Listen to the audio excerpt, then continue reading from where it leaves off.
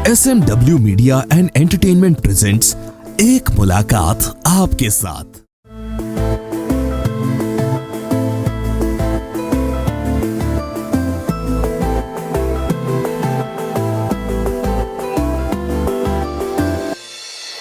नमस्कार, मैं हूं नितेश तिवारी। आप सभी का स्वागत है मेरे पॉडकास्ट एक मुलाकात आपके साथ। तो आज की गेस्ट हमारे कुछ अहम है, तो आइए करते हैं मुलाकात प्लेबैक सिंगर इशिता विश्वकर्मा जी के साथ। Thank you. आपका बहुत बहुत स्वागत हमारे पॉडकास्ट एक मुलाकात आपके साथ। Thank you. इशिता जी, आप कैसे हैं? बहुत अच्छी हूँ, बहुत बहुत अच्छा लग रहा है आज आपके इस पॉडकास्ट पे आके। आपका मन जोगिया one of the hit song कह सकते हो उसे, और मेरा फेवरेट सॉन्ग भी है वो। अरे थैंक यू। मैं चाहूंगा कि ये पॉडकास्ट की जो शुरुआत है, आप 2 लाइन मन जोगिया से स्टार्ट करें। नेह का धागा जो लगा यूं, ना तोड़ जाना तू, ना छोड़ जाना तू।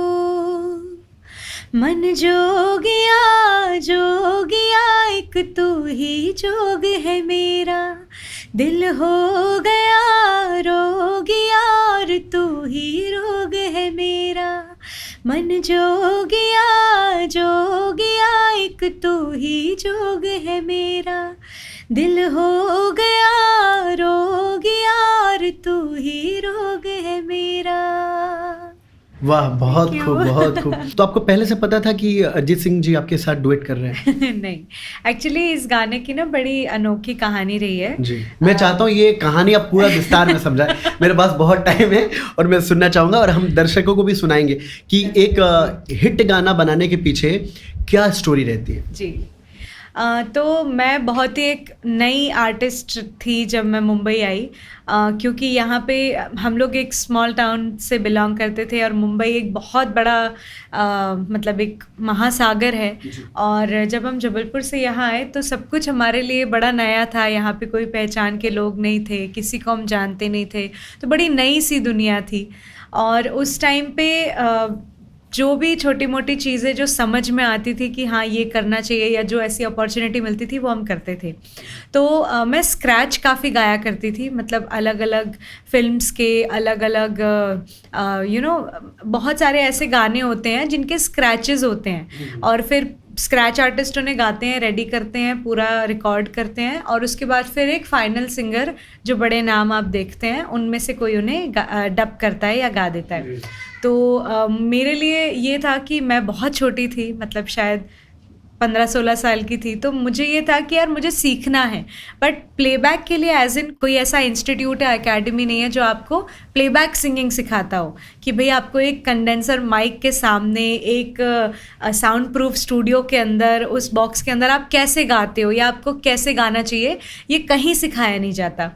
There is only one teacher and वो है एक्सपीरियंस। आप जितना स्टूडियो एक्सपीरियंस करोगे उतना आप सीखते चले जाओगे। तो हमने स्क्रैचेस गाना शुरू किया अलग अलग उसका। और ये जो फिल्म थी प्यार है तो है, ये रिलीज़ के शायद 2-2.5 साल पहले जब इसका म्यूज़िक जो है बनना शुरू हुआ, उस फिल्म के शायद 5-6 गाने कुछ थे, मुझे इतना याद नहीं, बट वो सभी गानों के स्क्रैचेस मैंने गाए थे एज अ स्क्रैच आर्टिस्ट।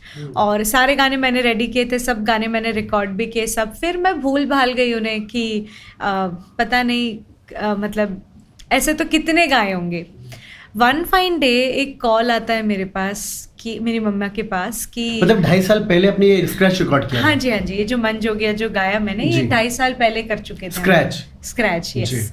और उसके 2-2.5 साल बाद हमारे पास एक कॉल आता है कि एक बहुत गुड न्यूज़ है आपके लिए, अच्छी न्यूज़ है। तो हमें लगा कि शायद और किसी दूसरे मूवी के स्क्रैच के लिए या कोई गाने के लिए कॉल आया होगा, बट मुझे भी बिल्कुल अंदाज़ा नहीं था कि इतनी बड़ी चीज़ होने जा रही है। और I am so fortunate, I am so lucky कि अरिजीत सिंह जी ने खुद इस गाने को अप्रूव किया। जो संजीव जी हैं, जो इस फिल्म के प्रोड्यूसर रहे हैं, उन्होंने हमें बताया कि वो मुर्शिदाबाद में रिकॉर्ड किया उन्होंने, एंड ही अप्रूव्ड कि हाँ कौन है, अच्छा गा रही है बच्ची और ऐसे समथिंग। सो मतलब मेरे लिए बहुत बड़ी बात है, मुझे ऐसा लगता है जिंदगी की बहुत बड़ी अचीवमेंट है। तो ये सारेगामा के बाद ही आपका रिकॉर्ड हुआ है ये सारेगामा? हाँ जी, हाँ जी। तो सारेगामा में तो आप ऑलरेडी विनर थे 2019 में, तो आपको पूरा देश दुनिया तो ऑलरेडी सुन चुका था। एक्चुअली मैं एक बड़ी अनोखी टाइम पीरियड की विनर रही। मैं 2019 के जनवरी में मैं विनर बनी हूँ। हार्डली हमने थोड़े बहुत टूर्स या जो काम जो हमें उस टाइम पे नया नया मिलने लगता है ना, वो नई नई दुनिया में एक्सपीरियंस करना भी शुरू ही किया था एंड कोरोना आ गया। कोरोना तो मतलब मैं बनी तो विनर, पर विनर वाली जो जिंदगी होती है ना, मतलब फिर ना जैसे ही कोविड का आना शुरू हुआ तो फिर धड़ाधड़ एक के बाद एक सारे टूर्स पोस्टपोन, सारे अपॉर्चुनिटीज डंप हो गए, सारे शोज इधर उधर, मतलब काफी सारे लाइनअप थे आपके शो, बहुत सारी चीज़ें थी, बहुत सारे टूर्स थे, वीज़ा आ चुके थे, बहुत सी चीज़ें थी जो लाइंड अप थी और सब एक एक करके डंप होता चला गया। बट एनीवेज मैं कंप्लेन नहीं करती इन चीज़ों के बारे में, क्योंकि टचवुड लाइफ ने उसके बाद यूनिवर्स ने बहुत कुछ दिया। तो हम बात कर रहे थे कि जैसे आपको जब पता चला कि आप विनर बन चुके हो, क्योंकि एक दिन पहले शूट होता है वो, फिर एक दिन के बाद पता चलता है, तो आपको ये कब पता चला कि आप विनर हैं सारेगामा में? मेरा बड़ा फनी इंसिडेंट हो गया था, क्योंकि जब मैं विनर अनाउंस हुआ ना तो मेरा कोई रिएक्शन ही नहीं था, क्योंकि मुझे एक्सपेक्टेशन ही नहीं थे कि मैं जीत सकती हूँ। तो मैं एक्चुअली जब थर्ड अनाउंस होने वाला था, तो क्या है, आदित्य नारायण जो होस्ट करते हैं वो ना क्या करते हैं, टीवी पे तो आपको थोड़ा ही सा वो टाइम दिखाते हैं कि वो, बट जब ऑन स्टेज वो चीज़ें चल रही होती है ना, वो एकदम धड़कने तेज़ करके, मतलब कार्डियक अरेस्ट आ जाए बंदे को, इतना उसको सस्पेंस वाला वो सिचुएशन बना देते हैं, माहौल बना देते हैं। तो उस टाइम पे मतलब थर्ड विनर अनाउंस जब होने वाला था, मैं भगवान को मना रही थी, भगवान जी प्लीज़ थर्ड आ जाऊँ, बस थर्ड आ जाऊँ, मैं बहुत खुश हो जाऊँगी। तो थर्ड में किसी और का नाम अनाउंस हो गया। देन मेरी होप जगे कि वाह यार, अगर मैं सेकंड आ गई तो कितना अच्छा होगा। तो मैं सेकंड के लिए भगवान जी को मनाने लगी, भगवान जी प्लीज़ सेकंड तो आई जाए। विनर की तो मतलब सोचते हैं कि सोच ही नहीं थी कि विनर बन सकते हैं। तो विनर का मैंने तो त्याग दिया। सेकंड में मैं भगवान मनाती रही, भगवान जी प्लीज़ सेकंड आ जाओ। फर्स्ट में मैं ऐसे रिलैक्स होके खड़ी हो गई, क्योंकि मुझे एक्सपेक्टेशन ही नहीं थी और मेरे को कोई उम्मीद नहीं थी कि मैं विनर बन सकती हूँ। मैं एकदम रिलैक्स्ड खड़ी थी। उन्होंने काफ़ी एक 15-20 मिनट तक का एक सस्पेंस बांधा, सबके रिएक्शन, बिल्कुल सबके रिएक्शन ले लिए, क्योंकि जो कैमरा टीम होती है और जो डायरेक्टर होते हैं उनको सबके रिएक्शन चाहिए होते हैं ना, कि भाई सबकी धड़कनें थमी हुई है टाइप। तो वो सबके शॉट्स ले चुके, सब मैं चिल खड़ी हूँ और नाम अनाउंस होता है इशिता विश्वकर्मा। मैं खड़ी हूँ, सब ताली बजा रहे हैं, मुझे कॉन्ग्रेचुलेट कर रहे हैं और उनको पता ही नहीं चल रहा है। फिर आदि भैया के पास टॉक बैक होता है ना कान में, तो डायरेक्टर उनको बोल रहे आस्क इशिता टू एटलीस्ट थोड़ा सा वो रिएक्शन दे कि वो विनर बनी है। एंड बहुत फ़नी था वो मेरे लिए, क्योंकि मुझे खुद विश्वास नहीं हो रहा था कि मैं विनर बन गई हूँ। बट टच वुड, मुझे ऐसा लगता है कुछ चीज़ें ना लाइफ में होनी होती है, क्योंकि आज जब मैं मुड़ के देखती हूँ तो बड़ा, उस टाइम ना बड़ा अचंभा लग रहा था कि मैं 16 साल की लड़की सीनियर सारेगामापा में, और जहाँ पे मेरे कॉम्पिटिटर्स मतलब 25 साल के, 30 साल के, 35 साल के मेरे कॉम्पिटिटर्स हैं। उस टाइम पे ये एज लिमिट्स नहीं थे ना शायद, सारेगामापा में एज लिमिट नहीं था। ये आइडल में 30 साल तक का रहता है, लेकिन सारेगामापा में नहीं रहता है। और उस टाइम पे मैंने कैसे ऑडिशन दिया था कि मैं जो 16 की हुई ही थी, और 16 से शुरू होता है सारेगामापा सीनियर्स का, तो कोई उम्मीद नहीं थी, कौन सोच सकता है कि भाई 30-35 साल के कॉम्पिटिटर्स के सामने 16 साल की लड़की जीतेगी। तो हमारे लिए भी बड़ा अजीब था। बट आज जब मैं when I turn back and see, तो पूरा ना ग्राफ समझ में आता है कि भगवान ने ना एक चीज़ किसी ना किसी मीनिंग के लिए की थी। और ऐसा मैं इसलिए बोल रही हूँ क्योंकि it was the first and last show, या मेरा ऐसा विनिंग मोमेंट जो मेरे पापा ने देखा, क्योंकि उसके बाद की मेरी जो भी जर्नी रही, भगवान की दया से बहुत सक्सेस मिली, बहुत चीज़ें हमने लाइफ में अचीव की, कुछ भी पापा नहीं देख पाए। सो आई रियली थैंक गॉड कि भगवान की इतनी कृपा रही मेरे पे कि एक बड़ा ऐसा जो विनिंग मोमेंट होता है ना, वो मेरे पापा इस दुनिया से देख कर गए। वो जहाँ भी होंगे और आपको ब्लेसिंग भी दे रहे होंगे। डेफिनेटली। ठीक है। और रही बात कि उनका भी पूरा सपोर्ट है, आपकी पूरी फैमिली का सपोर्ट है जहाँ तक हम देखते हैं। तो सारेगामा में आपकी मम्मी भी गई थी, यस बिल्कुल। वो भी कंटेस्टेंट थी आई थिंक जी। सो। ठीक है, तो मम्मी साथ में थी आपके जब ऑडिशन राउंड में? ऑडिशन भी उन्होंने साथ में दिया था? मेरे जन्म से लेकर आज मैं 23 साल की हो गई हूँ, तब से मेरी मम्मी मेरे साथ ही है, और टचवुड भगवान करे हमेशा साथ रहे। और मम्मी हमेशा से ना मेरे साथ एक ढाल बनकर रही है, क्योंकि मैं जो आज लाइफ जी रही हूँ ये कभी उनका सपना था, पापा का सपना था। और मेरा ये कहना बिल्कुल गलत नहीं होगा कि आज मुझे जो भी कुछ मिल रहा है ना लाइफ में, जो भी सक्सेस मिल रही है, उसमें शायद 10% मेहनत मेरी होगी, बाकी 90% जो कुछ भी है ना वो मेरी मम्मी का किया हुआ है। तो ये मम्मी पहले भी ऑडिशन देती रही है? बिल्कुल बिल्कुल। तो अभी जस्ट थोड़ी देर पहले आपकी मम्मी से बात हो रही थी मेरी, तो उन्होंने कहा था कि आज जो इशिता है वो मैं अपने आप को देखती हूँ। ये नहीं, खैर बहुत बड़ी बात है, क्योंकि वो गुरु भी रही हैं आपकी, सिखाना कैसे परफॉर्म करना है। बचपन से आप सिंगिंग में इंटरेस्टेड थे? कैसा रहा आपका बचपन, ये बताइए मुझे। मेरा बचपन एक्चुअली ऐसा था कि मेरे मम्मी पापा दोनों म्यूजिशियन थे, और पापा भी गाते थे, मम्मी भी गाते थे। तो जब मम्मी पापा स्टेज पे गाते थे तो मुझे स्ट्रॉलर पे ट्रॉली में लिटा के मुझे दूध की बोतल पकड़ा देते थे। फिर जब तक दूध खत्म होता था तब तक मम्मी गाने गाती थी, फिर जैसे ही खत्म होता था तो मम्मी मुझे संभालती थी। तो मम्मी पापा का लव मैरिज तो नहीं रही है? हाँ जी। अरे अच्छा, दोनों सिंगर ही थे। जी। तो उस टाइम पे ऐसा था कि मम्मी जब गा रही होती थी स्टेज पे, तो मैंने दूध की बोतल खत्म करने के बाद मैं मम्मी को कॉपी करती थी और दूध की बोतल को माइक समझ के उसमें गाती रहती थी। तो ये कभी ना कभी मम्मी ने ना मुझे नोटिस किया। 2-2.5 साल की थी मैंने बोलना भी नहीं शुरू किया था, पर ना ना ना ना ना ना ऐसे करके मैं गाना गाने लगी थी। और मतलब 3-4 साल की रही होंगी तो मम्मी पापा जो गाते थे वो मुझे याद हो जाती थी, ट्यून्स, फिर तोतली भाषा के लिरिक्स, कुछ भी गलत सलत लिरिक्स।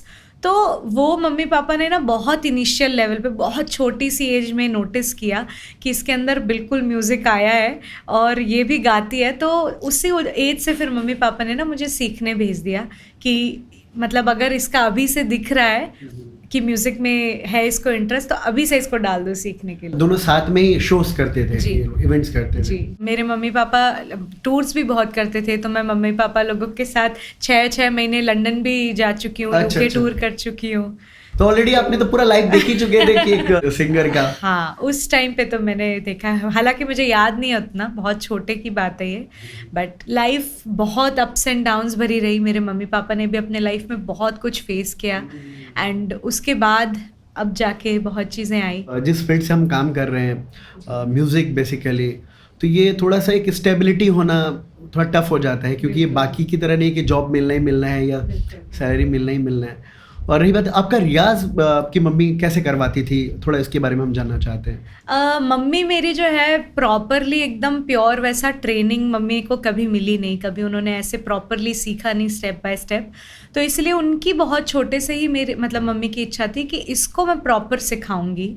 तो हमारे यहाँ जबलपुर में जो भी मतलब आसपास में जो हमें टीचर अच्छे मिलते थे, जैसे मेरी जो फर्स्ट गुरु रही हैं वो डॉक्टर शिप्रा सुलेरे मैम रही हैं, और उन्होंने मुझे कह सकते हैं उन्होंने मुझे सा लगाना सिखाया है, और बहुत ही इनिशियल लेवल की मेरी ट्रेनिंग उन्होंने देखी। फिर उसके बाद कहीं ना कहीं मम्मी को लगा कि ये लाइट म्यूज़िक में अच्छा करती है, गज़ल्स का शौक़ है और ये सब का। तो फिर आलोक वर्मा सर हैं हमारे यहाँ, उनके पास मम्मी ने मुझे सीखने के लिए भेजा। देन आफ्टर आलोक सर मैं CCRT करके एक म्यूज़िक का एक एग्ज़ाम होता है क्लासिकल म्यूज़िक का, तो उसकी तैयारी के लिए मैं प्रॉपर क्लासिकल, क्योंकि उसके लिए मुझे सीखना था, तो प्रकाश विरुलकर सर हैं जिनसे आज भी मैं सीख रही हूँ, उनके पास मम्मी ने मुझे सीखने के लिए भेजा। और उनकी मतलब बहुत मतलब मेरे साथ एक लंबी जर्नी रही है म्यूज़िक की, because he has been such a fantastic guru in my life. क्योंकि मैं बहुत छोटी छोटी चीज़ें हैं जो मैं ऐसे कभी उनके बारे में बात करने निकलूँगी तो बहुत लंबा होगा, बट बहुत किस्मत वाले बच्चे होते हैं जिन्हें ऐसे गुरु मिलते हैं, और मैं उन लकी लोगों में से रही हूँ। तो मेरे जो गुरुजी हैं, मेरे जो सर हैं, जब मैं बहुत छोटी थी, शायद 7th-8th क्लास की थी, और हम लोग जब MP में अलग अलग जगह पे जहाँ पे भी ऑडिशंस होते थे या कॉम्पिटिशन्स होते थे, तो दिन भर जब तक मेरा परफॉर्मेंस अच्छा नहीं हो जाता, मेरे सर उपवास रखते थे। क्या बात है, वो कुछ भी नहीं खाते थे। ये आपने जो कहा ये बहुत रेयर है, very rare, it is very rare. उन्होंने जीवन पर्यंत शादी नहीं की, he is truly dedicated to music. वो ज़िंदगी भर से म्यूज़िक कौन में से घराने से डेडिकेटेड belong रहे करते हैं हैं। घराना नहीं है, बट हम ये कह सकते हैं कि ग्वालियर घराने से इन्फ्लुएंस्ड है, क्योंकि अच्छा। राजा मानसिंह तोमर यूनिवर्सिटी का ही सारा कुछ जो हमने सीखा है, तो ग्वालियर घराना हम मान सकते हैं। बाकी मिक्स्ड रहा है, क्योंकि नॉर्थ इंडियन जो क्लासिकल म्यूज़िक है, हिंदुस्तानी शास्त्रीय संगीत, वो काफ़ी मिक्स्ड रहा है। पटियाला घराने की कुछ चीज़ें हैं, ग्वालियर पटियाला घराना तो बहुत ही हाँ सुरों के बीच में श्रुतियों में गाते हैं वो लोग। तो बहुत मिश्रित ही हमने सीखा है। जी जी। स्टार्टिंग से आपके माइंड में यही था कि लाइट म्यूजिक ही करना है, या इंडियन क्लासिकल म्यूजिक में आपका ज्यादा झुकाव था? मुझे कुल मिला के म्यूजिक करना था। हाँ। मतलब music used to make me happy, Right, it still makes me happiest. और मेरा ऐसे था कि पढ़ाई वढ़ाई में मैं ठीक ठाक थी, एवरेज स्टूडेंट थी। मतलब टीचर्स बोलते थे कि अगर ये मन लगा के पढ़ेगी तो ये अच्छे नंबर ला सकती है, टॉप वॉप कर सकती, पर वो मेरा गोल नहीं था। तो सिर्फ एवरेज स्टूडेंट जितना मैं पढ़ लेती थी और उतने में ले आती थी। बट मेरा म्यूज़िक में इंटरेस्ट बहुत ज़्यादा था। स्कूल में भी हमेशा सारे कॉम्पिटिशन्स में पार्टिसिपेट करना, हमेशा फर्स्ट आना। स्कूल के लिए भी हम लोग नेशनल्स लेके आए थे। मैं सोलो सिंगिंग कंपटीशन में, मैं केंद्रीय विद्यालय से। मैं भी केंद्रीय विद्यालय से ही हूँ। ओके, अरे वाह। तो आप सोशल साइंस एग्जीबिशन Yes, जानते yes, होंगे। yes. तो हमारे टाइम पे सोलो सिंगिंग का भी एक नया उस टाइम पे बिल्कुल। शुरू हो गया और था। मैं अपने स्कूल में मैं खुद ही ट्रेंड करता था अपने Oh, wow. स्कूल के बच्चों को। सेम। सोशल साइंस एग्जीबिशन में हम जाते थे। जी, जी, तो जी। वहाँ पे क्लस्टर लेवल है, नेशनल लेवल है। करेक्ट। अब आप समझ ठीक गए। है, तो अब दोनों केवीएन ही हैं। जी।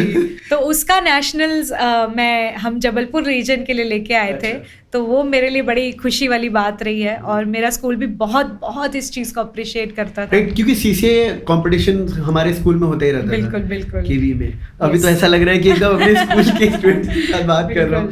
और रही बात कीवी से, एक फायदा ये भी होता है बच्चों में कि उसके अंदर जो प्रतिभा है करने की जो कोशिश है, क्योंकि वहाँ पे डांस कंपटीशन, आप म्यूजिक, सही बोल रहे हैं। और इवन हम क्लस्टर लेवल पे हम अलग अलग कंट्रीज के गाने भी हम प्रैक्टिस करते थे। एवरी ईयर कुछ ना कुछ मिलता रहता था। बिल्कुल। कि आज ये इस गाने पे करना है। बिल्कुल। तो आप मतलब मुझे लगता है कि आपका जो 8th और 9th पीरियड है वो म्यूजिक रूम में ही रहता था। बिल्कुल 100। और मैं बचपन से गाती थी, तो कभी नहीं भी रहता था तो हम लोग बोल के बंक मार लेते थे कि म्यूजिक में जाना है। तो मेरी शक्ल देख के कोई भी कहता था ठीक है बेटा जाओ। केंद्रीय विद्यालय। जी। नहीं, केंद्रीय विद्यालय ने बहुत कुछ दिया है। बिल्कुल। बट मैं बिल्कुल, ये आपने सही बात बोली। केवी वन ऑफ दो स्कूल्स हैं जो को करिकुलर एक्टिविटीज़ को ना बहुत सपोर्ट करता है। मैंने मेरे साथ के कई सारे जो साथ में जो सीखते थे ना म्यूज़िक क्लास में, कई सारे ऐसे बच्चों को देखा है जो लोग पढ़ाई के प्रेशर में इतना दब गए कि उन्होंने फिर ना म्यूज़िक को एज अ हॉबी रख दिया, कि म्यूज़िक कभी कभी करने लगे। But they were very good musicians. अगर वो शायद फुल फ्लेजेडली अगर म्यूज़िक करते तो शायद कुछ नाम बना सकते थे। बट केवी में मैं बिल्कुल बोलूँगी कि इस मामले में केवी बहुत अच्छा स्कूल है। मेरी मैडम थी कुमकुम चक्रवर्ती, उन्होंने मुझे म्यूजिक सिखाया कि फर्स्ट टाइम तो मतलब ऐसा था कि हमारे यहाँ पे 2 हारमोनियम होता था, एक स्टेज के लिए अलग जो सुबह दया कर डांस के दया का, और एक होता था म्यूजिक रूम में। हाँ जी। तो मतलब उस हारमोनियम से म्यूजिक मैडम का हारमोनियम मतलब म्यूजिक रूम में पहुंचने तक का स्ट्रगल मेरा 2 साल का था, क्योंकि वो टच भी करे, क्योंकि चेंजर स्केल चेंजर हारमोनियम था। तो उनको लगता था ये लोग बिगाड़ देंगे। बट मैं लकीली जब मैं वहाँ से स्कूल से जब निकला तब सब आज तक मिस करते हैं मुझे। एक छाप छोड़ा है हमने वहाँ पे। अभी भी जब भी जाता हूँ तो बहुत प्यार मिलता है वहाँ पे। और रही बात कि हाँ, स्कूल से बात याद आया, तब आपको किसी ने कहा था कि ये प्लेबैक सिंगर बनेगी? अच्छा, प्लेबैक सिंगिंग की कहानी बड़ी अनोखी रही है। मैं बहुत छोटी थी जब मेरे लाइफ में नया पापा ने इंट्रोड्यूस किया गूगल नाम की चीज़। जी। तो पापा ने मुझे बताया, हमारे घर पे कंप्यूटर था, पापा रिकॉर्डिस्ट थे क्योंकि, तो पापा ने बोला कि ये गूगल है, इसमें तुम जो सर्च करोगी, जो गाना डालोगी, जो भी सर्च करोगी वो फटाक से आ जाएगा। तो बड़ी खुश मैं कि वाह यार ये तो बड़ी अनोखी चीज़ है। तो I still remember the first thing which I googled in my life, वो था लता मंगेशकर। तो मैंने जीवन में पहली बार जो चीज़ गूगल की वो मैंने लता मंगेशकर। और वो सर्कल देखो आप कैसे घूम के वापस से छोटी लता मंगेशकर। आपको पहले सबसे पहले किसने कहा था छोटी लता मंगेशकर? धर्मेंद्र जी ने। जी। आपने बताया थी कि नहीं इंसिडेंट उनको भी कि गूगल पे मैंने पहली बार लता मंगेशकर को ही टाइप किया था? तो हाँ जी, उसके बाद जैसे ही लता मंगेशकर मैंने टाइप किया तो बड़े बड़े अक्षरों में लिखा आया, Lata Mangeshkar is an Indian playback singer. वाह। अब ये जो शब्द था मेरी डिक्शनरी के लिए बड़ा नया था, क्योंकि मैंने छोटी सी बच्ची थी, मैं इतना भारी शब्द कभी सुना नहीं था। कभी भी कोई एम पूछते थे किसी बच्चे से तो या तो डॉक्टर बनना था, या teacher, engineer, IPS officer, IAS officer, यही सुनने में आता था। तो प्लेबैक सिंगर ये बड़ा मुझे क्लिक कर गया ये वर्ड कि ये कुछ तो अच्छा है। फिर मैंने प्लेबैक सिंगर मैंने सर्च किया, फिर पूरी ना एक दुनिया आई, मतलब एक जैसे जिसको कह सकते हैं ना फेरी लैंड, जो एक किसी का भी एक सपना वो देख रहा होता है सामने। तो मतलब बड़े से स्टूडियोज़ हैं, 60-70 म्यूजिशियंस हैं, वो वायलिन्स हैं बज रहे हैं, वो रिकॉर्डिंग हो रही है, तो it felt like a dream. तो वो देख के मेरे आंखों में वो बस गया कि बस यही है जो मुझे करना है। उस समय आपकी उम्र क्या थी? क्या मालूम, आई थिंक 9-10 साल कुछ रही होगी। और मैं मतलब ऐसा लग रहा था ये मेरा सपना देख रही हूँ मैं इन फोटोज़ में। तो जब भी कोई मुझसे पूछे कि आप क्या बनना चाहते हो बड़े होके, तो मैंने वो शब्द रट लिया था कि मैं प्लेबैक सिंगर बनना चाहती हूँ। तो ये बड़ा नया था। जब भी मैं ये बोलती थी ना स्कूल में भी, जैसे हमारे यहाँ स्टेज पे जाके बताते थे, हैप्पी बर्थडे गाते थे, और फिर हम बोलते थे hello my name is Ishita Vishwakarma and I am from class 7, 6 और and I want to become a playback singer. अब जिस दिन मैंने ये बोल दिया स्टेज पे, पूरा स्कूल मुझे रोक रोक के पूछ रहा है क्या बनना चाहती हो तुम, क्या बोल रही थी तुम। और मैं सबको पूरी कहानी समझाऊं कि प्लेबैक सिंगिंग होती है, ये जो आप फिल्मों में गाने सुनते हो, ये जो आप अलग अलग ट्रैक्स सुनते हो, ये प्लेबैक सिंगिंग होती है। तो मैं तब से मेरा ना मन बन गया था कि बस मुझे ये करना है, लाइक प्लेबैक सिंगर बनना ही बनना है। तो जब आपकी मम्मी आपको क्लासेस करवाती थी या जो टीचर सब सीख के आते थे, तो ये म्यूज़िक का सिलेक्शन, क्योंकि मैंने जहाँ तक आपके गाने सुने हैं रियलिटी शोज़ में भी, और आपका जो झुकाव है म्यूज़िक का एक बहुत ही रूहानियत की तरफ लेके जाता है, तो ये सिलेक्शन मम्मी का इस टाइप के चॉइस? एक्चुअली मम्मी पापा ने मुझे हमेशा बहुत फ्रीडम दी इस मामले में। मतलब उन्होंने हमेशा मुझे फ्री छोड़ा कि what ever type of songs you like सब ट्राई करो। और मैं गज़ल्स बहुत सुनती थी, ट्राई करती थी। पापा को बड़ा शौक़ था गज़ल्स का, और मम्मी लता जी को बहुत गाती थी, बहुत। मैंने लता जी के जितने गाने सुने हैं ना, ये चीज़ मुझे बोलना नहीं चाहिए ऐसे माइक पे, but to be very honest, मैंने जितने गाने ओरिजिनली लता जी के कभी नहीं सुने थे वो मैंने मेरी मम्मी से सुने हैं। वाह। तो लता जी की तरफ जो ये मेरा झुकाव है ना, it is because of my mummy. और मेरी मम्मी की एक आदत थी, वो आकाशवाणी और ये सब लगा के रख देती थी, उसमें लता जी के गाने, किशोरदा रफ़ी साहब के गाने बजते थे, और मम्मी किचन में खाना बनाती रहती थी। तो ये हमारा रोज़ का था, हर रोज़ हम यही गाने सुनते सुनते सोते हुए जाते थे। तो इतना ये सब कुछ सुनते सुनते मैं बड़ी हुई ना कि वो चीज़ें जहन में बैठ गई। और फिर जब मैं कंपेयर करती थी ना, तो मुझे लगता था कि नहीं यार, यही रिच म्यूज़िक है। तो बस ऐसे ही मेरा इंटरेस्ट बढ़ता चला गया। तो ये म्यूजिक का सिलसिला मम्मी की वजह से ही, मतलब कह सकते हैं, क्या कह सकते हैं, यस। जैसे लता मंगेशकर जी नूरजहां जी को फॉलो करती थी, तो आप भी लता जी को फॉलो करते हैं, इशिता विश्वकर्मा। बिल्कुल बिल्कुल। तो उनका गाना सत्यम शिवम सुंदरम, मैं चाहता हूँ आप 2 लाइन सुनाएं। Thank you so much, I love that song. और इसके बारे में भी मैं बताना चाहूँगी, सत्यम शिवम सुंदरम, ये गाना मुझे ग्रैंड प्रीमियर, जो इंडियाज़ गॉट टैलेंट के ग्रैंड प्रीमियर के लिए मुझे ये गाना दिया गया। यशराज फिल्म्स में हमारी शूटिंग और रिहर्सल वगैरह सब चलती थी। 60+ बैंड है, सब लोग बजा रहे हैं। वो सपना देखो आप, जो आपने सोचा था, बिल्कुल, और वो मतलब जब सामने दिख रहा होता है, बिल्कुल, तो वो भी YRF में, जो हैप्पीनेस, बिल्कुल, जहाँ रिकॉर्ड हुआ है वो गाना। यस। वाह। आई डोंट नो YRF में हुआ है कि नहीं, YRF में ही हुआ था शायद, हो सकता है। उस समय सबसे बड़ा स्टूडियो वही था, और महमूद स्टूडियो भी था, महमूद स्टूडियो में भी होता था। और लता जी ने तो यशराज में बहुत सारे गाने गाए, हिटेड। और यशराज फिल्म्स की तो उनकी कहानी अलग रही है कि जी। वो तो कोई गाना ही नहीं करते थे अगर लता जी की आवाज़ ना हो तो। बिल्कुल बिल्कुल। तो वो उस जगह पे जब हम ये चीज़ें खड़े होके गा रहे थे, प्रैक्टिस की हमने पूरे हफ्ते, and it was a very very big day for me. जिस दिन हम पहला जो शो का शुरुआत होता है, ग्रैंड प्रीमियर जो होता है, वो हम शूट करने वाले थे, और सुबह सुबह हमें न्यूज़ मिलती है 6 तारीख की, वो अनोखी तारीख थी that we lost Lata ji. और जो आर्टिस्ट हमारे साथ बजा रहे थे वो आर्टिस्ट थे, वो कलाकार थे, लेजेंडरी आर्टिस्ट जिन्होंने लता जी के साथ वर्ल्ड टूर किया था। तो मतलब उन सब की आंखें नम थी, उन सब का कमिटमेंट था, इसलिए वो स्टेज पर रह के बजा रहे थे, अदरवाइज वो जाते लता जी को आखिरी बार देखने। बट एनीवेज मेरे लिए वो मेरे ज़िंदगी की एक बहुत बहुत यादगार परफॉर्मेंस रही है। आप मिले थे ऐसे कभी, लता जी से मिलने का नहीं। मौका मिला? अनफॉर्चुनेटली नहीं मिल पाया। बहुत हमने कोशिश की बट वो बीमार इतनी रहने लगी थी कि मतलब कोई लीड्स काम नहीं कर पाए। बट आई थिंक वो दिन जो था ना, उस दिन मुझे लता जी महसूस हुई है उस सेट पे, टू बी वेरी ऑनेस्ट। क्योंकि सारे म्यूजिशियंस वही थे बिल्कुल, जो उनके साथ उनके गानों में भी बजाया है ओरिजिनली और वर्ल्ड टूर भी किए हैं। तो मैं चाहता हूँ 2 लाइन आपसे।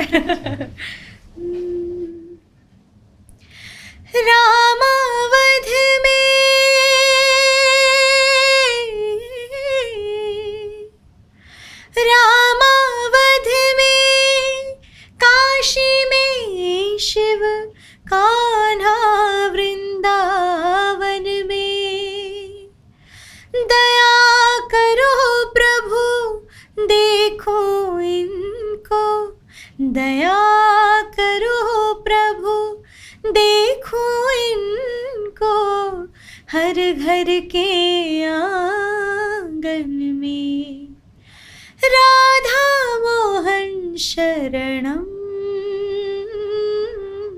सत्यम शिवम सुंदरम, सत्यम शिवम सुंदरम, सुंदरम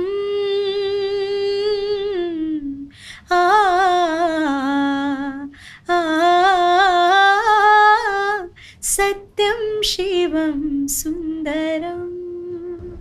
वाह, मुझे लग रहा था कि मैं सुनते रहूं, रुकूं ना। इनफैक्ट जितने हमारे स्टूडियो में बैठे हुए हैं सबको ऐसे कैसे लग रहा भाइयों? एक अच्छा सा क्लैप हो जाए इसका। अरे थैंक यू सो मच। बहुत बढ़िया। क्लैप बजाना नहीं। अरे नहीं, ठीक है, लेकिन है कि जज्बात रोक नहीं पाते। गॉड थैंक यू, बहुत बहुत थैंक यू। तो इसिता जी, ये सत्यम शिवम सुंदरम जब आप गा रहे थे तो आपको ऐसा फील हो रहा था कि लता जी काश मेरे सामने बैठ के सुन रही होती? मुझे ऐसा लग रहा था कि लता जी सामने है। अच्छा, लग रहा था सामने ही है। बिल्कुल लग रहा था। उस दिन बड़ा अजीब दिन था एक्चुअली, पता है, क्योंकि हमने, आप सोचिए, पूरा एक हफ्ता इतने सारे बैंड के साथ, आर्टिस्ट्स के साथ मैं बैठ के प्रैक्टिस की थी। एक एक चीज़ हम इसी गाने, सेम गाने को हम लोग 10-10 बार दिन में गा रहे थे। और वो फाइनल दिन, जिस दिन हम ये शूट करने वाले थे, रिकॉर्ड करने वाले थे, और सुबह सुबह हमारे पास खबर आती है। मतलब आप सोच रहे हैं 10 मिनट बाद मुझे परफॉर्म करना है, जिसकी हम हफ्ते भर से इतनी तैयारी कर रहे थे, और हमें ये पता चले कि जिन साक्षात सरस्वती स्वरूपा जिन्होंने इसे गाया है वो अभी अभी हाल ही में हमें छोड़ के गई है। और इत्तेफाक कम नहीं थे, वो दिन बसंत पंचमी का था। जी जी जी। तो मतलब इतने सारे डॉट्स आपस में जुड़ जाते हैं ना। और मुझे ऐसा लगता है कि जो ऐसे डिवाइन जो पर्सनैलिटीज़ होती हैं, लोग होते हैं ना, उनकी एक बहुत ही स्ट्रॉन्ग एनर्जी होती है, एक बहुत डिवाइन पर्सनैलिटी होती है। तो उस टाइम जब सबके मन ऐसे भारी थे ना, मतलब इनफैक्ट हमारे शो पे हमें जो सिखाते थे आनंद शर्मा सर, वो भी बहुत अच्छे गुरु रहे हैं, बहुत अच्छे इंसान भी हैं। Is a very very very gentleman person. तो उनका भी लता जी को लेकर ना बहुत एक वो रहा है। मतलब मैंने इतनी डांट खाई है लता जी के गानों को लेकर आनंद सर से, जितनी किसी से नहीं खाई होगी। तो मतलब he was also numb inside, क्योंकि कोई क्या बोलेगा, क्या कहेगा, कोई शब्द नहीं मिलते ना ऐसे सिचुएशन में। तो द मोमेंट हमारा ये गाना जो है हमने गाया है फुल फ्लेजेडली, मतलब उस समय ऐसा लग रहा था कि ये सिर्फ परफॉर्मेंस नहीं हो रही है, ये एक ट्रिब्यूट हो रहा है लता जी को, और जो आज ही हमसे बिछड़ रही हैं, जो जा रही हैं। तो हम ना गा के, क्योंकि एक कलाकार को, एक सिंगर को आप क्या दे सकते हो, आप क्या ट्रिब्यूट दे सकते हो? तो आप उनका गाना अमर रखो जीवन भर, और आगे भी जनरेशन्स को पास ऑन करते चले जाओ। यही एक कलाकार की सबसे बड़ी जीत है। फील भी हो रही होगी आपको? तो लिटरली वो इतना अलग मोमेंट था। और वैसा जो सिनेरियो होता है ना, मुझे ऐसा लगता है कि उसके बाद कईयों गाने गाए शो पे, पर वो जो एलिमेंट, वो जो उस दिन जो एक एटमॉस्फेयर बना था, वो फिर दोबारा नहीं बना। ये खैर मतलब कुछ अच्छी चीज़ें जीवन में होती है, तो कुछ बुरी चीज़ें भी होती है। लेकिन आप ये समझ लीजिए कि जो आपकी लाइफ में जो भी हुआ जी। इसके पीछे उनका भी बहुत बड़ा योगदान है कि लता मंगेशकर जी के गानों का योगदान है। लता जी के जाने का ना कोई दुख नहीं बनाता, ये सबसे खूबसूरत बात है इस इंडस्ट्री की, कि लता जी आई, मतलब आई नहीं, उन्होंने तो अवतार लिया, मैं मानूंगी। उन्होंने इस इंडस्ट्री को इतना बड़ा खजाना दिया, Right. गानों का इतना बड़ा एक, मतलब उनका एक्सप्रेशन गाने का, बिल्कुल एक ट्रेजर वो छोड़ के गई, एक विरासत वो आने वाले सिंगर्स के लिए छोड़ के गई, कितने जनरेशन के लोगों के लिए। बिल्कुल वो ऐसा जी के गई है ना कि उनके वो गई ही नहीं, वो अमर हो गई यहाँ। और लोग सुनते थे कि यार कहीं तो लता जी थोड़ा बेसुरा हो जाए, थोड़ी बेसुरा हो जाए, लेकिन उनको लोगों ने सुर में ही सुना है। बिल्कुल। और उस टाइम तो इतने सारे लाइव ऑर्केस्ट्रा के साथ गाना, बिल्कुल, और बिल्कुल। बहुत टफ होता था, डेफिनेटली वैसा रियाज होता था उनका कि थोड़ा सा भी एक सुरतियां भी इधर उधर ना हिले, बिल्कुल। एक वो टाइम अलग था। तो अभी आप उस टाइम के जो सिंगिंग थी लता जी की, वही आप फॉलो करते आ रहे हैं या आज के जनरेशन के हिसाब से आपने कुछ अपने आप को मॉडिफाई किया है? ऑफ कोर्स मैं जेनजी हूँ, तो कुछ चीज़ें मुझे ऐसा लगता है कि वो ना बाय डिफ़ॉल्ट एक जनरेशन का एक वो एलिमेंट अंदर आ जाता है। बट जहाँ तक मैं अपने आप को कंपेयर करती हूँ ना अगर आजकल के लोगों से, तो I feel my self very boring. मैं बहुत बोरिंग लड़की हूँ। आजकल के जो आजकल क्या बोलूँ, मैं खुद उनके ही साथ वाली हूँ। मतलब क्या ही एज है मेरी, 23। I am 23 only. मैं खुद उनके साथ के एज वाली हूँ, but to be very honest I am a very boring person. मेरे को बिल्कुल नहीं क्योंकि पसंद। ये ऐसा है ना कि आपने इतने लेजेंड लोगों का गाना सुन लिया है, और क्योंकि जब हम किसी को फॉलो कर रहे होते हैं ना, तो उनकी चीजें हमारे अंदर आ जाती हैं। हाँ। अब जैसे जाया किशोरी जी को देख लीजिए, उनकी एज बिल्कुल, कितनी बिल्कुल, बिल्कुल। बहुत कम है, बट उनसे आप बात करोगे तो लगेगा कि आपको इस 70-75 ईयर्स ओल्ड मैन से आप बात करोगे। बिल्कुल। उनके जो एक एक शब्द हैं, बिल्कुल। तो कहीं आप कथावाचक तो नहीं बनने वाले? नहीं, कथावाचक तो मैं नहीं बनना चाहती, लेकिन हाँ मुझे ऐसा लगता है कि जो क्लैरिटी ऑफ माइंड है ना, या क्लैरिटी ऑफ थॉट्स या क्लैरिटी ऑफ विजन जिसको बोल सकते हैं, वो मेरा बहुत हमेशा से रहा है, बचपन से रहा है। जैसे आज के युग में मैं कई सारे लोगों को, अपने साथ के लोगों को, इनफैक्ट जो यूथ है, जो मेरे से छोटे हैं, मेरे भाई बहन हैं, सबको मैं कई जगह पे देखती हूँ that they are very confused in life, very very confused in life. मतलब उन्हें समझ नहीं आता उन्हें करना क्या है, करियर में क्या करें, इसमें क्या करें, मैथ्स लेके बायो लें, कॉमर्स लेके ये लें, ये करना सही होगा कि वो करना सही होगा। They are very very confused. और इतने सारे कन्फ्यूजन के बाद जब वो थक हार जाते हैं ना, तो वो ऐसी चीज़ों को गले लगा लेते हैं जो शायद उनके लिए सही नहीं है, किसी के लिए सही नहीं है। मतलब एक ऐसी ज़िंदगी जीने लगेंगे जैसे आज का जो कल्चर है, मैं देखती हूँ बहुत छोटे छोटे एज के जो बच्चे हैं, they are so much into maybe you know alcohol और मतलब स्मोकिंग और ऐसी तरह तरह की चीज़ों को वो लोग एक्सेप्ट कर लेते हैं, स्ट्रेस लेते हैं बहुत सारी चीज़ों का। बट ये नहीं, तो मुझे ऐसा लगता है कि एक जो जैसे आपने जया जी की बात करी, तो ऐसे जो लोग हैं ना, ये लोग बहुत विजनरी लोग हैं, जिनको ना हमेशा से पता था कि उनको करना क्या है। और आज की जनरेशन में ना सिर्फ एक ये इतनी सी चीज़ मिसिंग है that people don't know that what they want to do. They are so confused. उनको थोड़े समय लगता है कि चलो मैं गिटार सीख लेती हूँ। कई लोग मेरे पास आते हैं कि आपने कितने महीने में सीख लिया गाना, एंड आई वाज लाइक, महीने नहीं, मैंने अपनी ज़िंदगी दी है म्यूज़िक, जिया है, मैंने जिया है। मैं इतनी सी थी, मैंने बोलना नहीं सीखा था, बट सिंस दैट एज मेरा ध्येय क्लियर था कि मुझे म्यूजिक करना है। एक तो अच्छा टीचर भी आपके साथ रहा है। मैं लकी हूँ, बिल्कुल। मैं इस चीज़ को मैं बिल्कुल डिनाई नहीं करती कि मैं बहुत किस्मत वाली रही हूँ कि मुझे पेरेंट्स ऐसे मिले जिन्हें म्यूज़िक समझ में आता था। बट जैसे मेरी बहन है, she is not at all into music. हम लोग उसको बोलते हैं कि रख ये कॉपी किताब, क्या किताबी कीड़ा बन के बैठी रहती है, म्यूज़िक कर, थोड़ा एंटरटेनमेंट ला लाइफ में। She is totally into studies, she is totally into की पढ़ाई लिखाई करनी है, फिल्म इंडस्ट्री में नहीं आना, बिल्कुल कतई नहीं आना। तो इट्स ओके, हम उसे भी सपोर्ट करते हैं। तो मुझे ऐसा लगता है कि आज की जो जनरेशन है ना, खुद में बड़ी कंफ्यूज्ड है कि उन्हें क्या करना है। जैसे मैं अगर बचपन में बोल देती कि नहीं मुझे म्यूज़िक नहीं करना है, या मैं जब बहुत से कॉम्पिटिशन्स में हार जाती थी, कभी हताश हो जाती थी, तब अगर मैं बोल देती पापा मम्मी से कि नहीं मैं म्यूज़िक तो करूँगी ही नहीं, आप लोग कुछ भी कर लो, मैं कुछ भी और करूँगी, तो शायद आज यहाँ तक पहुँचना ही नहीं हो पाता। तो मुझे ऐसा लगता है कि डिटर्मिनेशन की बहुत कमी है, या यूँ कह लो कि ये जो 30 सेकेंड्स 1 मिनट की जो रील का जो ज़माना है ना, people have being so impatient. आज के जो भी बच्चे हैं, जो भी लोग हैं, इतने इम्पेशेंट है, उन्हें ना 2 महीने में गिटारिस्ट बन जाना है, उन्हें 4 महीने लगाने हैं और सिंगर बन जाना है। आज के जनरेशन में लोगों को ये समझने की बहुत ज़रूरत है कि कोई भी स्किल, कोई भी कला, कोई भी आर्ट फॉर्म क्रैश कोर्स नहीं है, and it takes your life.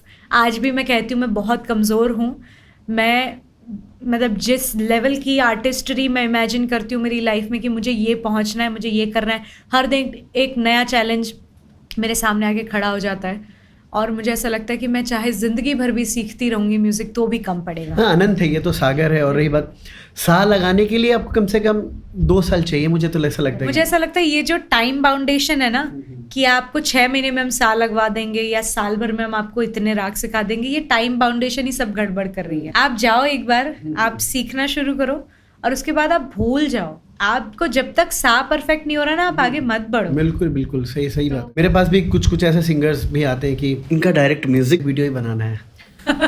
ठीक है ना, ताल में है, गलत भी नहीं है यार, क्या करोगे, ऑटो ट्यून जैसी चीज का आविष्कार हो चुका है। और जब आप उनको ये कह दो कि भाई नहीं हो पाएगा, तो फिर वो नाम लेते हैं कि भाई सलमान खान गाना गा सकते हैं, तो शाहरुख भाई गा सकते हैं, वो तो सिंगर नहीं है, तो वो कैसे गा रहे हैं? तो मैं ये कहता हूँ कि वो सलमान खान बनने के बाद गाए हैं। और सलमान खान जो है तो एक आर्टिस्ट ना, तो भले ही उन्हें शायद गाना ना आता हो, वो ऑटो ट्यून ने बना दिया, बट उन्हें एक्ट करते आता है। He is been into this industry, उन्हें पता है गानों के बारे में, तो ये सब चीज़ें बहुत मायने रखती, मैटर रखती है।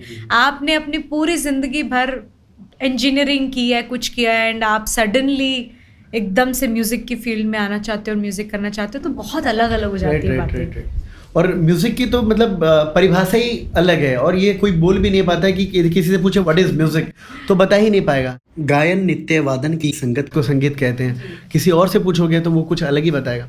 तो मेरा मानना है तो ये संगीत के बारे में हम बात करें तो ये ज़माने बीत जाएंगे, ये तो बहुत बड़ी बात है। आज के जो जनरेशन हैं उससे हटके आप सोच रहे हैं चीज़ों को, जैसे भटक रहे हैं लोग, क्या करें नहीं करें कुछ समझ में नहीं आ रहा। मेरा मानना है कि जब म्यूजिक इंसान करता है और एक सदते हुए चले जाता है तो काफ़ी चीज़ें सॉर्ट आउट होती रहती है लाइफ में।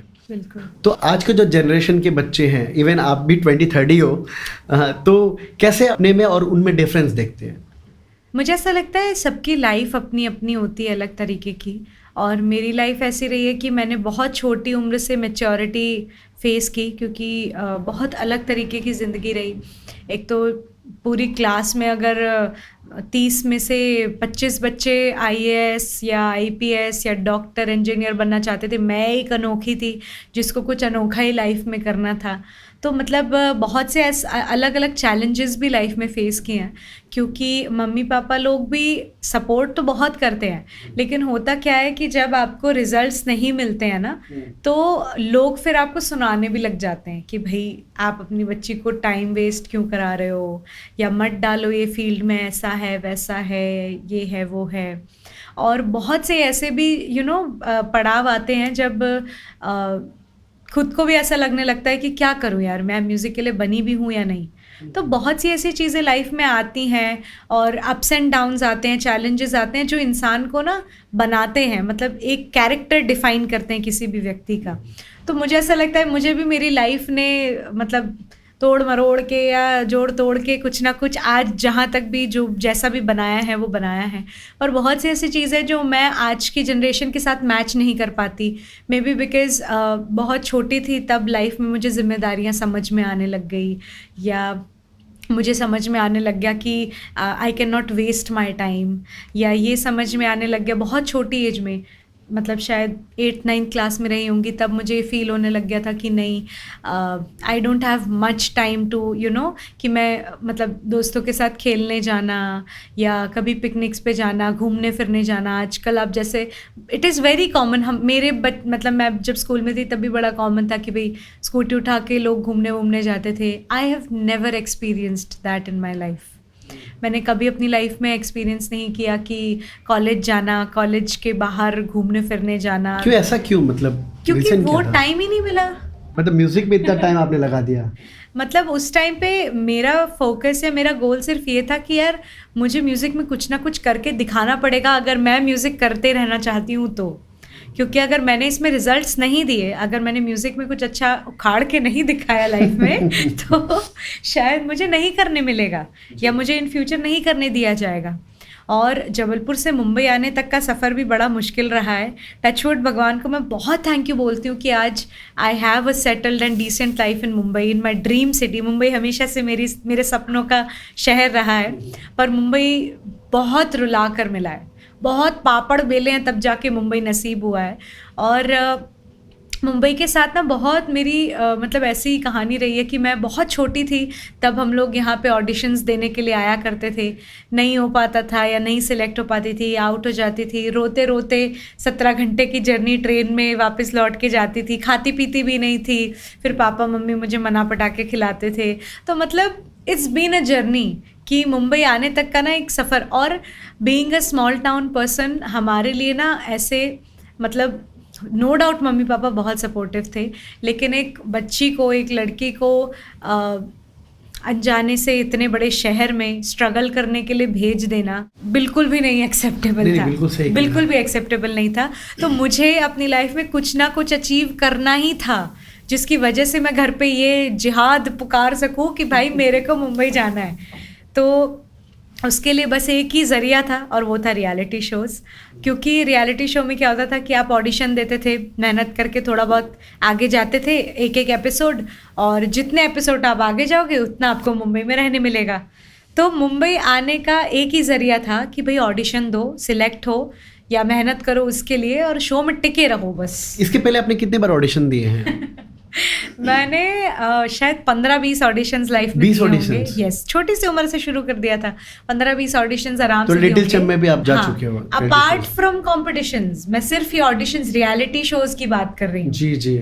और 9-10 रियलिटी शोज हैं जिसमें मैं थोड़े थोड़े लेवल, अच्छे लेवल्स तक गई हूँ, टॉप 10। मराठी में भी मैं गाती हूँ, तो मराठी मेरे क्योंकि गुरुजी ने मुझे बचपन से सिखाया था। तो जी युवा मराठी जो संगीत सम्राट आता था, फिर संगीत सम्राट महासंग्राम, उसमें मैं 2 सीजन्स में मैं रही हूँ। फिर दिल है हिंदुस्तानी, राइजिंग स्टार, फिर राइजिंग स्टार में भी आप गए थे? The Voice India, Indian Idol Junior, मैंने सब ट्राई किए हैं, सब ट्राई किए। लोगों को ना लगता है कि वाह यार ये तो बड़ी लकी लड़की रही है, ये तो ऑडिशन देने गई, सिलेक्ट हो गई, एक एपिसोड आगे बढ़ती गई और विनर बन गई। बट ऐसा नहीं है, ये जर्नी बहुत पहले शुरू हो गई थी। आपको टीवी पे जितना दिखता है आपको वही इंसान की जर्नी लगती है, बट ऐसा नहीं है। उसके पहले मैं 9 से 10 रियलिटी शोज़ हार चुकी थी बिफोर अप्लाइंग इनटू सारेगामापा। और सारेगामापा में जाने की भी एक बहुत, उसके पहले एक बहुत अनोखा मेरे साथ लाइफ में रहा है। उस वक्त मैं 10th क्लास में थी और 11th में थी, और मेरी लाइफ में बहुत चीज़ें हो चुकी थी। मतलब मैं उस टाइम पे ना पूरी तरीके से टूट चुकी थी, क्योंकि मैं 9 रियलिटी शोज़ ट्राई कर चुकी थी और 9 के 9 में मैं आउट हो चुकी थी। और होता क्या था कि जब आप 3-3, 4-4 महीने मुंबई में मैं और मम्मी रहते थे और फिर जब वापस घर लौट के जाते थे तो सब पूछते थे कि क्या हुआ, नहीं हो पाई क्या सिलेक्ट, या कितनी बार मतलब ट्राई कर चुकी हो, क्यों पीछे पड़ी हो। और मम्मी पापा को आके सब बोलते थे कि मतलब बच्ची है, छोटी है, अभी से उसको इतना मतलब ये फील्ड में मत डालो, भटक जाएगी, गलत रास्ते वगैरह वगैरह वगैरह, बहुत बातें होती थी। मुझे आज भी याद है सारेगामापा सीनियर्स का जो ऑडिशन, जो सबसे पहला ऑडिशन था। अच्छा, हम अभी जहाँ बैठे ना इसके बड़े पास में है वो स्टूडियो, P3 स्टूडियोज़, वहाँ पे हमारा सेट हुआ करता था। पहला ऑडिशन वहाँ पे था, और जिस दिन हमें जाना था ना तो वहाँ से में कॉल वॉल आ रहे थे, जो प्रोडक्शन हाउस जो टीम होती है उनके कॉल वगैरह आ रहे थे कि आप लोग आए नहीं अभी तक ऑडिशन के लिए वगैरह वगैरह। और मैं और मम्मी थे मरीन लाइंस में, और मरीन लाइंस में हम लोग वहाँ पे समंदर के किनारे ऐसे बैठे हुए थे, कुछ नहीं कर रहे थे, बस बैठे बैठे वो लहरें आ रही थी जा रही थी, हम सिर्फ देख रहे थे। इतनी हिम्मत ही नहीं थी कि हम ऑडिशन देने आए। मतलब ऐसा होता है ना कि जब इंसान इतनी बार हार जाता है तो टूट जाता है। और मतलब उस वक्त मेरी लाइफ का टर्निंग पॉइंट था, वो दिन मेरे जीवन का बहुत बड़ा टर्निंग पॉइंट था। मम्मी ने, हम लोग आधे घंटे बैठे रहे, कोई नहीं बोला, ना मैं बोली ना मम्मी बोली। मम्मी ने बस मुझे एक चीज़ पूछी कि तुमको डर किस चीज़ से लग रहा है। तुमको ऑडिशन देने से डर लग रहा है या तो फिर तुम्हें इस बात से डर लग रहा है कि हम जब लौट के जाएंगे तो लोग क्या बोलेंगे। तो मैंने बोला नहीं, मुझे ऑडिशन देने से तो डर नहीं लग रहा है, मुझे कॉन्फिडेंस है, मैंने तैयारी की है अच्छी, मैं गा लूँगी अच्छे से। पर वही मम्मी, मुझे नहीं अच्छा लगता बार बार कि मैं लौट के जाऊँ और फिर सब मुझे मतलब बोले, मेरे क्लासमेट्स और सब, क्योंकि 4 महीने कोई लड़की स्कूल नहीं आई और भाई हो जाता है ना एक, और छोटे स्मॉल टाउन में मैनेज कैसे करते थे अनोखी चीज, अरे मत पूछिए बड़ा क्योंकि केवी का मैं भी हूँ और 4 महीने पूरे अटेंडेंस वगैरह ये सब। अटेंडेंस के लिए तो हमारी एक जो प्रिंसिपल थी ना मेरी, रीना चक्रवर्ती मैम, वो बड़ी अच्छी थी, वो सपोर्ट कर देती थी। सब बच्चे पढ़ाई में कोई नहीं करता था। केवीएस में पढ़ाई में कोई नहीं करता था भाई, पढ़ाई तो करनी पड़ती थी, मजबूरी में रोते रोते भी करनी पड़ती थी, एग्ज़ाम देने पड़ते थे। तो मैंने बोला बस यही बात से मुझे डर लगता है कि मैं, क्या पता कि मैं कर पाऊँगी नहीं कर पाऊँगी, आई डोंट नो। तो बहुत सी चीज़ें मतलब ये सब मेरे दिमाग में घूमती रही। तो मम्मी ने उस दिन बस मुझे एक चीज़ बोली कि अगर तुम्हें अपने ऊपर विश्वास है कि तुम अच्छा गा लोगी, तुम अगर अच्छा ऑडिशन दे दोगी, चलो अपन देते हैं, ऑडिशन देने जाते हैं। मम्मी ने भी दिया? मम्मी नहीं, हाँ उस टाइम वो मम्मी ने बड़े अनोखे तरीके से दिया। उस टाइम पे उन्होंने एकदम से बोला कि आप भी दे दीजिए करके, she was not prepared at all. तो मम्मी ने मुझे बस ये बोला कि अपन जबलपुर जाएंगे ही नहीं, अपन लौट के ही नहीं जा रहे, अपन यहीं रह जाएंगे, पीहू का एडमिशन यहाँ करा लेंगे, पापा को भी मैं मना लूँगी, अपन सब यहीं आ जाएंगे, फिर जब स्कूल ही यहीं होगा, दुनिया ही यहीं होगी, तो जबलपुर के लोगों की क्या टेंशन। तो मैंने बोला हाँ ये तो बहुत अच्छा है। तो मुझे एक नकली वो दिखा दिया मम्मी ने, और वो मेरे अंदर कॉन्फिडेंस आ गया कि हाँ यार, अगर उन लोगों से मिलना ही नहीं है, अगर उन लोगों को जवाब ही नहीं देना है, तब तो मैं बिंदास जाके गा सकती हूँ। At that day I gave the audition, the first audition of Saregamapa. Select हुई, मैं बिल्कुल नहीं सोचती थी। गाना कौन सा था, हम जस्ट सुनना चाहेंगे। मैंने पहला ऑडिशन दिया था, उसमें मैंने काहे छेड़ छेड़ मोहे गाया था और 2 लाइनें सुना, जिससे आपकी सिलेक्शन हुई। जी, मेरा पहला सॉन्ग सारेगामापा का। जी। मलते गुंधाए केश प्यार गो गुबारे, मुख दामनी चिदमकत चाल मत वारी, चाल मत वारी, चाल मत वारी।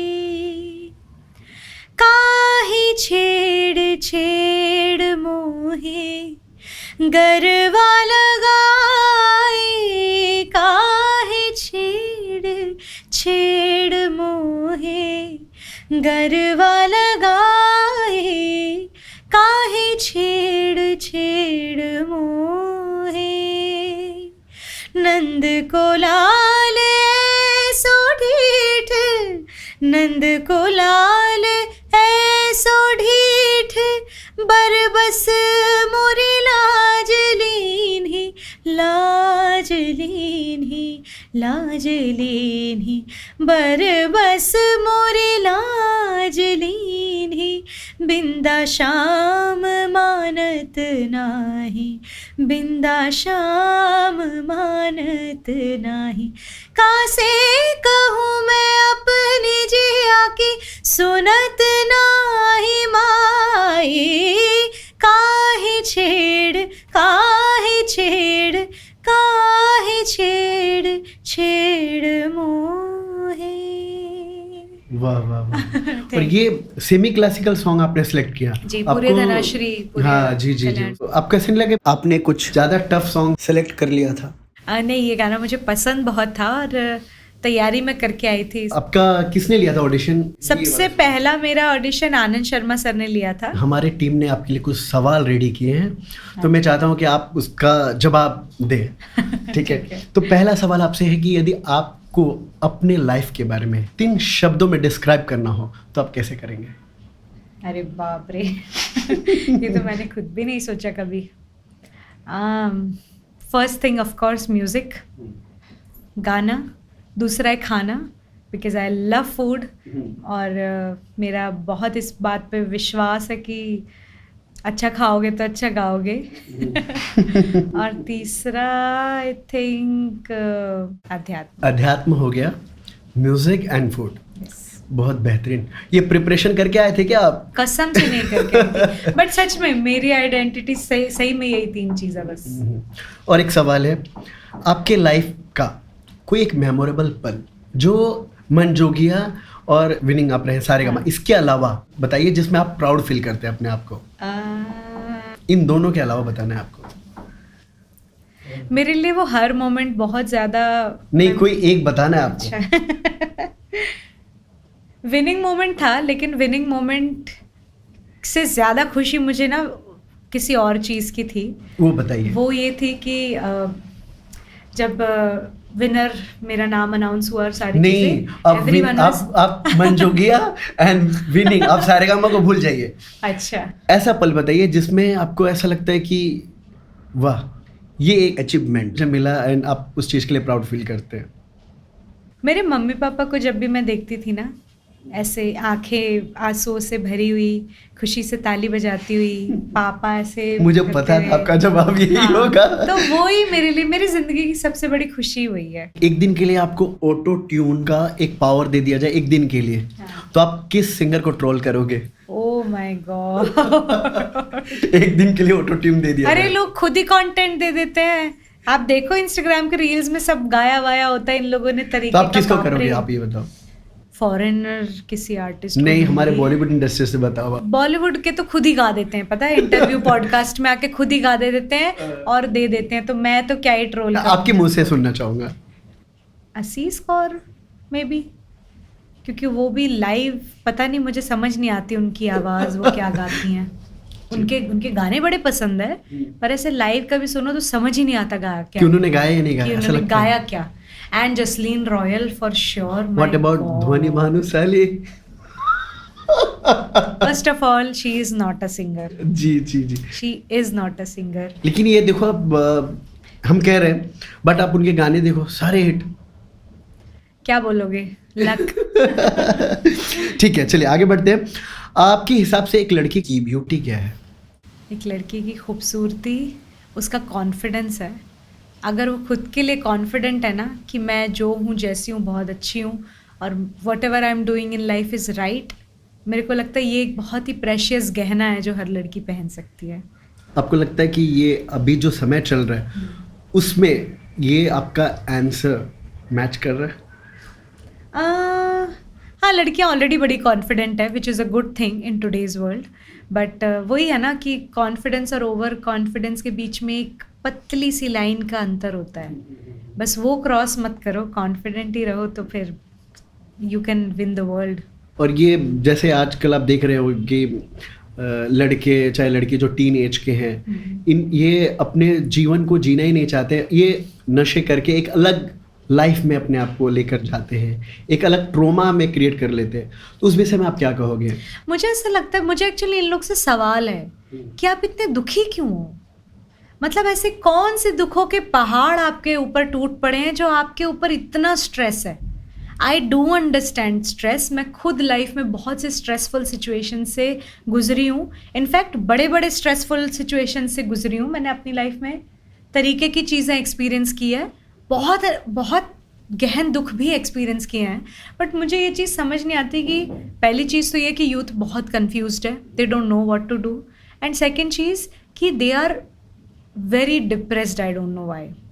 हर चीज़ से लेके उनको तकलीफ़ है, हर चीज़ से लेके डिप्रेस हो जाएंगे, दुखी हो जाएंगे। तो मुझे ना ये दुख का कारण समझ नहीं आता। मे बी शायद फाउंडेशन सही नहीं है, या मुझे ऐसा लगता है कि आजकल की दुनिया ना दिखावे वाली बहुत ज़्यादा हो गई है कि लोग ना बहुत कॉम्प्लेक्स फील करने लग जाते हैं। रील की दुनिया हो चुकी है। हाँ, इन्फीरियरिटी कॉम्प्लेक्स आ जाता है कि अच्छा इसके पास ये, मतलब सोशल मीडिया इसके ऊपर मुझे लगता है बहुत बड़ा एक रोल प्ले कर रहा है।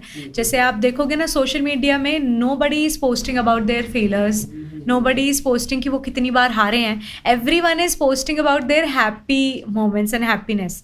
तो हमको दूसरों की लाइफ देख के ऐसे लगने लगता है ना कि वाह यार इसकी लाइफ कितनी अच्छी है, जबकि ऐसा नहीं है। मतलब बैक एंड पे उनकी लाइफ में भी बहुत स्ट्रगल्स है, बहुत चीज़ें हैं, but they are showing themselves कि वो बहुत खुश हैं। और बहुत से लोग हैं जो ये देख के ही मतलब अंदाजा लगा लेते हैं कि मेरे जीवन में सारे दुख हैं, इनकी लाइफ तो मजे से चल रही है। अभी हाल ही में जो सही पिक्चर रिलीज हुआ था जी, उसमें लोग थिएटर में रो रहे हैं, बच्चे रो रहे हैं। कोई तो आपने देखा होगा, बहुत सारे रील्स आए। मैं अब क्या तो इसको डिफेंड करूं, मैं खुद बहुत रोती हूँ, ठीक है। अच्छा तो आपके जीवन में भी कोई ऐसा कुछ इंसिडेंट हुआ है? मम्मी जी यहाँ पे नहीं, आप बता सकते हो। नहीं, ऐसी बात नहीं है। मैं एक्चुअली बड़ी बदनाम रही हूँ मेरे स्कूल में ना। मेरी बहुत गंदी आदत थी, मुझे कोई भी लड़के वड़के ऐसे प्रपोज करते थे ना, मैं अगले दिन जाके उन्हें राखी बांध देती थी। I was so bad. मुझे खुद एम्बेरसिंग लगता है कि मैं ऐसा क्यों करती थी। अच्छा। बट बहुत मेरे को ना डर लगता था एक्चुअली। मैं आपको उसका भी रीज़न बताती हूँ, ये बड़ी गहरी इसमें एक वो छुपी हुई है। मैं जब छोटी थी तो साइकिल से अपनी म्यूज़िक क्लास जाया करती थी और आती थी, तो लौटते लौटते ना थोड़ी शाम हो जाती थी। तो एक बार ना एक मतलब कोई 2 लड़के लोग टाइप के थे, वो ना पीछा करते थे उस टाइम पे। तो मैंने ना थोड़े दिनों तक इग्नोर किया। फिर ना वो लोग घर के आसपास तक भी वो लोग ना ऐसे पीछा करने लग गए। तो फिर मैं बहुत डर गई। तो फिर मैं घर में आई, मैं घर में आके रोने लगी। मैंने मम्मी पापा को बोला कि पापा ऐसे 2 लड़के हैं, वो पीछा करते हैं। और ऐसे हुआ क्या, पापा को आ गया गुस्सा। पापा बोलते हैं मना करता हूँ मैं, नहीं जाया करो अकेले। मम्मी को डांटने लगे कि मैं मना करता हूँ कि अकेली लड़की को ऐसे साइकिल से, तुमको इसको महारानी लक्ष्मीबाई बनाना है और क्यों भेजती हो अकेले और ऐसा वैसा। तो हुआ कुछ नहीं, अगले दिन से मेरा म्यूज़िक क्लास अकेले जाना बंद हो गया। अब मैं बस घर में सबसे गिड़गिड़ा रही हूँ कि चाचा प्लीज़ छोड़ दो ना मेरे को म्यूज़िक क्लास, प्लीज़ चाचा लेट हो रहा है, टाइम हो रहा है, प्लीज़ छोड़ दो, मम्मी प्लीज़ छोड़ दो, पापा प्लीज़ छोड़ दो। यही करती रहती थी। मतलब I use to live a very independent life. बढ़िया साइकिल उठाए, म्यूज़िक क्लास गए, फटाक से म्यूज़िक क्लास से लौटे, मैं अपनी ज़िंदगी में खुश थी। पर ये 2 बेवकूफ़ लड़के आए और मैंने घर पे आके बताया और मेरी आज़ादी छिन गई। कायदे से उन लड़कों को मार पड़नी चाहिए थी, पर आज़ादी मेरी छिन गई। तो मतलब ये लड़कियों के पेरेंट्स को मेरी अपील है, भाई अपनी लड़कियों की आज़ादी मत छीनो। जाके उन लड़कों का पता करो और उनको डांटो डपटो। तो हुआ क्या कि इस इंसिडेंट के बाद ना मैं बहुत डर गई थी। ये मैं आपको 5th-6th की बात बता रही हूँ, छोटी सी थी, बहुत छोटी थी मैं। तो उसके बाद ना मैं बहुत डर गई। मुझे ऐसा लगता था कि अगर मेरे घर में पता चल गया ना कि कुछ लड़के वड़के टाइप का कुछ भी सीन है, तो मतलब मेरे होगा कुछ नहीं, मेरा म्यूज़िक छीन लिया जाएगा। तो ये थॉट मुझे इतना डरा देता था कि मैं इस चीज़ से बहुत दूर रहती थी कि भाई एक बार मैं बता के घर में देख चुकी हूँ कि मेरा लड़के पीछा कर रहे थे और मेरी क्लास छुड़वा दी गई, वीक में 2 दिन की कर दी गई। उसमें भी मुझे मम्मी या पापा कोई ना कोई की ड्यूटी लगती थी छोड़ने लेने जाने की। तो फिर उसके बाद से मेरा रूटीन बन गया एंड तब से लेके आज तक सिंगल ही कहानी है। आप डबल होने नहीं दे रहे।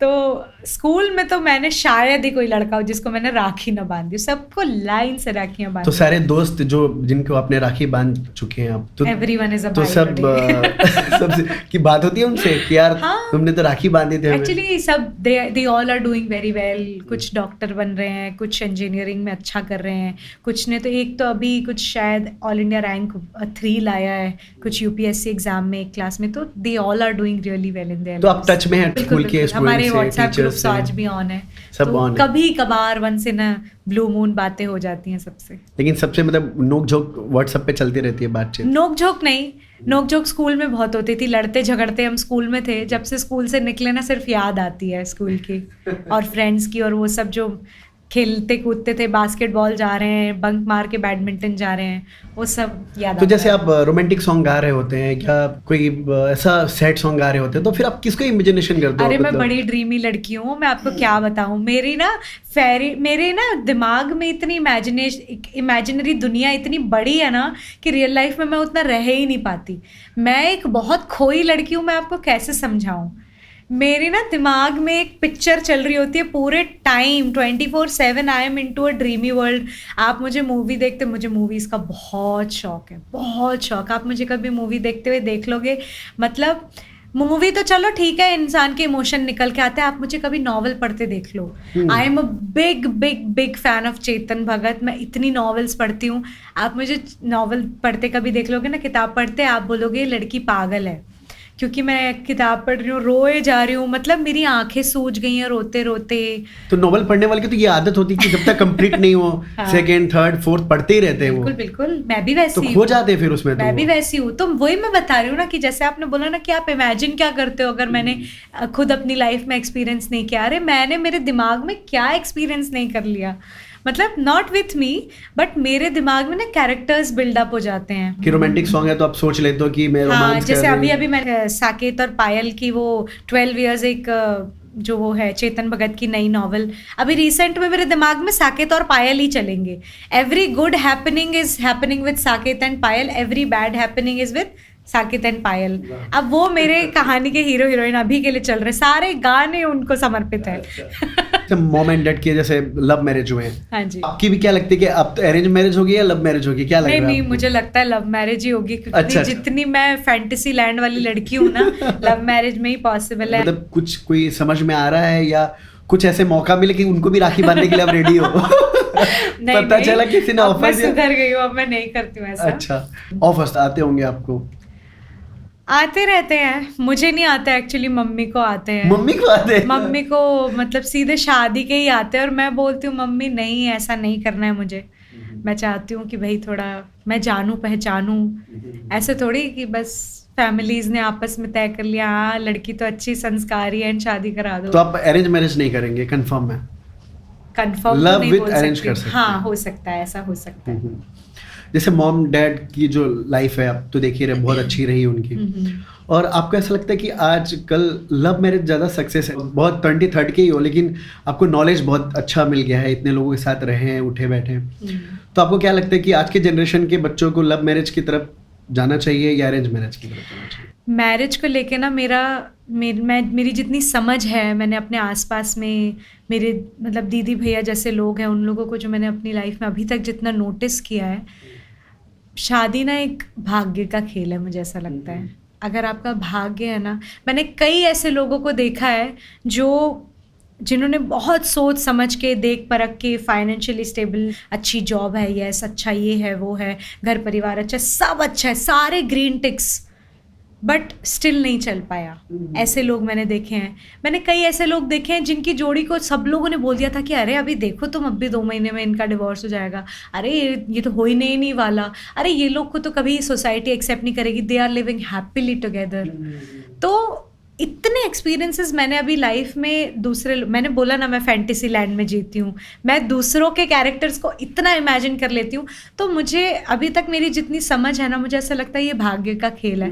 आप कितना भी प्रिपेयर कर लो, कितना भी मन में सोच लो कि ऐसा करने से ऐसा हो जाएगा, वैसा करने से वैसा हो जाएगा, मैं ये शर्तें रखूंगी तो मुझे ऐसा लड़का मिल जाएगा, ये सब फालतू की बातें। तो सब भाग्य पे आपने छोड़ दिया है? भाग्य पे छोड़ दिया, ईश्वर पे छोड़ दिया, और मुझे इस बात का 100% भरोसा है कि क्योंकि I am a loyal girl, I am a very dedicated girl, क्योंकि मैं हमेशा से ऐसी रही हूँ। I have had no boyfriends in life, ये मैं बिल्कुल कैमरे पे झूठ नहीं बोल रही हूँ, आप मुझे बैक कैमरा के पीछे भी पूछोगे मेरा आंसर सेम है। So I have been a girl so loyal and so honest with myself and to God, तो मुझे ऐसा लगता है कि मेरे साथ भगवान गलत नहीं होने देते। देखिए टकराव तो वही होती है जहाँ मतलब आप सोचोगे कि 100% मेरे हिसाब से लड़का रहे, या लड़की सोचेगी कि नहीं मेरा पति 100% मेरे हिसाब से चले, तो ये नहीं होगा। नहीं, एक समय था जो हमारे माता पिता बिता चुके हैं, वो एक पल अब इंस्टेंट रिएक्शन हो रहा है, इसकी वजह से क्या हो रहा है कि रिश्ते नहीं चल पा रहे हैं। तो आप क्या मानेंगे कि अरेंज मैरिज बेस्ट है या नहीं, लव मैरिज? मुझे ऐसा लगता है कि आज के युग में ना लड़का और लड़की बहुत बराबर हो गए हैं। तो पुराने समय में भी आप देखोगे ना, तो आपको हार्डली ऐसे केसेस देखने को मिलेंगे जहाँ पे ना जो हमारी माएँ हैं, जो हमारी जो बड़ी जो दीदियाँ, चलो वो तो अभी की जनरेशन होगी, लेकिन जो पुराने समय की जितनी भी महिलाएं रही हैं, औरतें रही हैं, उन्होंने अपने लिए कभी बोला ही नहीं। मतलब जो उन्हें मिला, जैसा उन्हें मिला, चुपचाप उसे स्वीकार कर लिया। और मुझे लगता है कि इसको निभाना नहीं कहते, इसको सहना कहते हैं। तो ये जो सहन शक्ति वाली बात है ना, मुझे ऐसा लगता है कि दोनों तरफ होनी चाहिए, कि भाई लड़का भी कोई दूध का धुला या सब ऐसे अच्छे नहीं हैं, ठीक है, लड़कियां भी सब अच्छी नहीं हैं, सबको अपने अप्स एंड डाउन्स, भाई 2 अनोखे लोग आपस में अगर एक साथ रहने का, जीवन पर्यंत एक साथ रहने का अगर डिसीजन लेते हैं, ऑफ कोर्स मेरे पापा ये चीज़ बोलते थे कि जिस जगह 4 बर्तन होते हैं वहाँ खटपट की आवाज़ तो आती है। जी बिल्कुल। बट मेरा ये मानना है कि वो खटपट की आवाज़ जब तक 4 दीवारी के अंदर रहे, आपस में इतनी समझदारी या इतनी सुलह करने की भावना रहे, या ऐसी साझेदारी रहे कि ठीक है अगर मुझे इसकी चीज़ नहीं भी जमती तो मैं बात करके सुलझा लूँगी या सुलझा लूँगा, आई थिंक ऐसी मैरिजेस सक्सेसफुल हो जाती हैं। बिल्कुल, क्योंकि देखिए आपकी इतनी डीप सोच है, जो भी ये पॉडकास्ट सुनेगा वो सोच रहा होगा यार इसको प्रपोज करे या जाके बहनी बना ले। तो काफ़ी इंटरेस्टिंग। अच्छा मुझे ये बताइए कि यदि आपको किसी पे दिल आ जाए, सपोज ये सवाल है हमारे टीम का, तो ठीक है, तो आप सबसे पहले किसको बताना पसंद करेंगे, मम्मी के अलावा? पीहू को।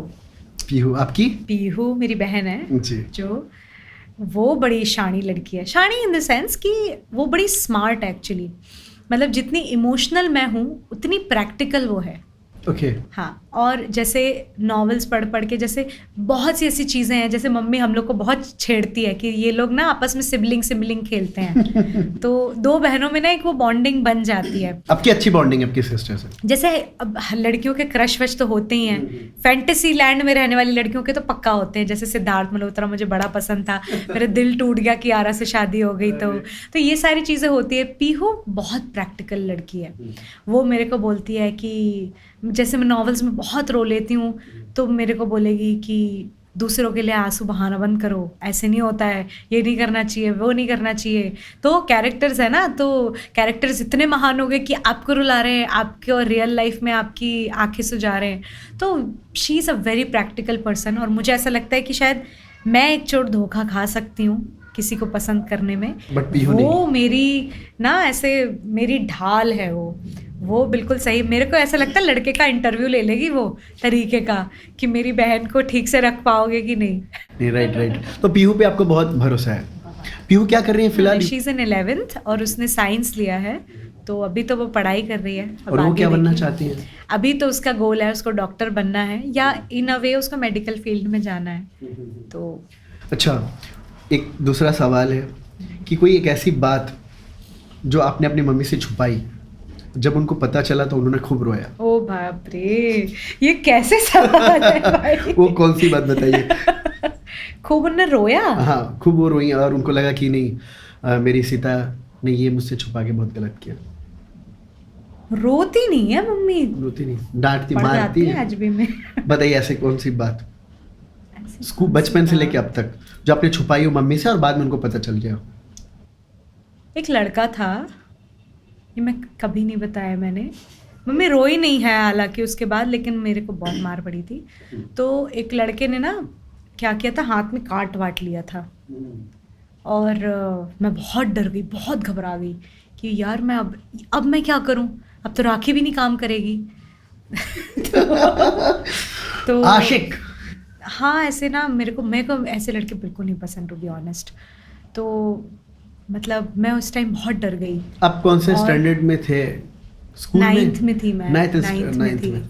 तो मैं बहुत डर गई, मैंने मम्मी को नहीं बताया इसके बारे में, मेरी फ्रेंड्स को बस बताया।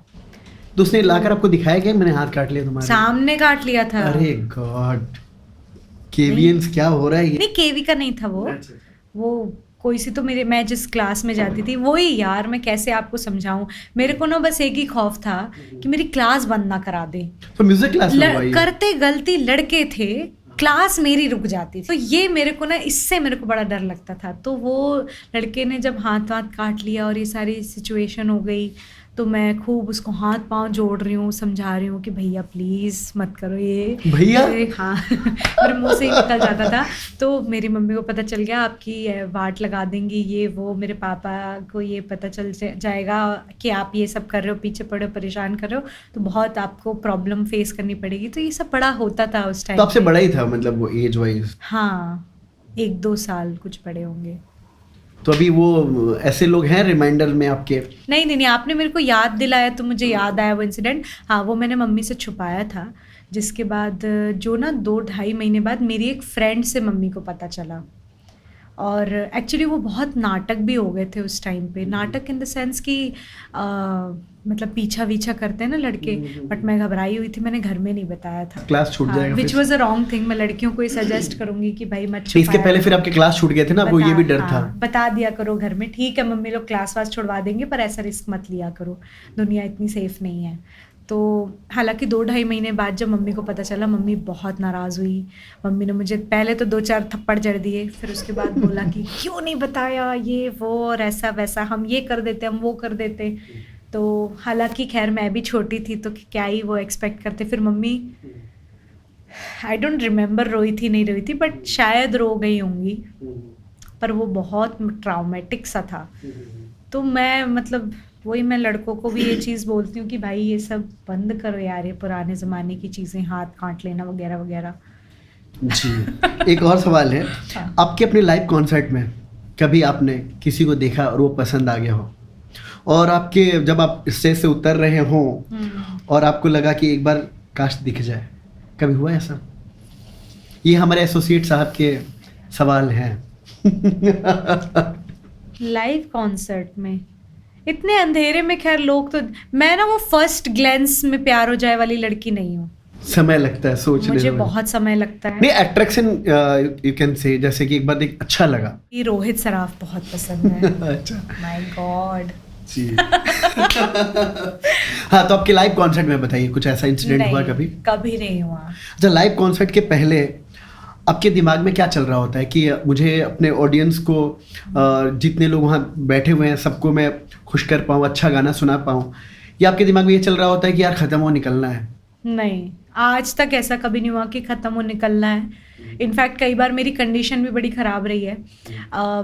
मैं आपको इंसिडेंट बताती हूँ। मुझे पहली बार लाइफ में अपने दम पे अपने नाम का कॉन्सर्ट करने का मौका मिल रहा था लंदन में। वाह। मतलब मेरे नाम के इशिता विश्वकर्मा लाइव इन ये कॉन्सर्ट कब हुआ के था? टिकट्स 2022 में। ओके।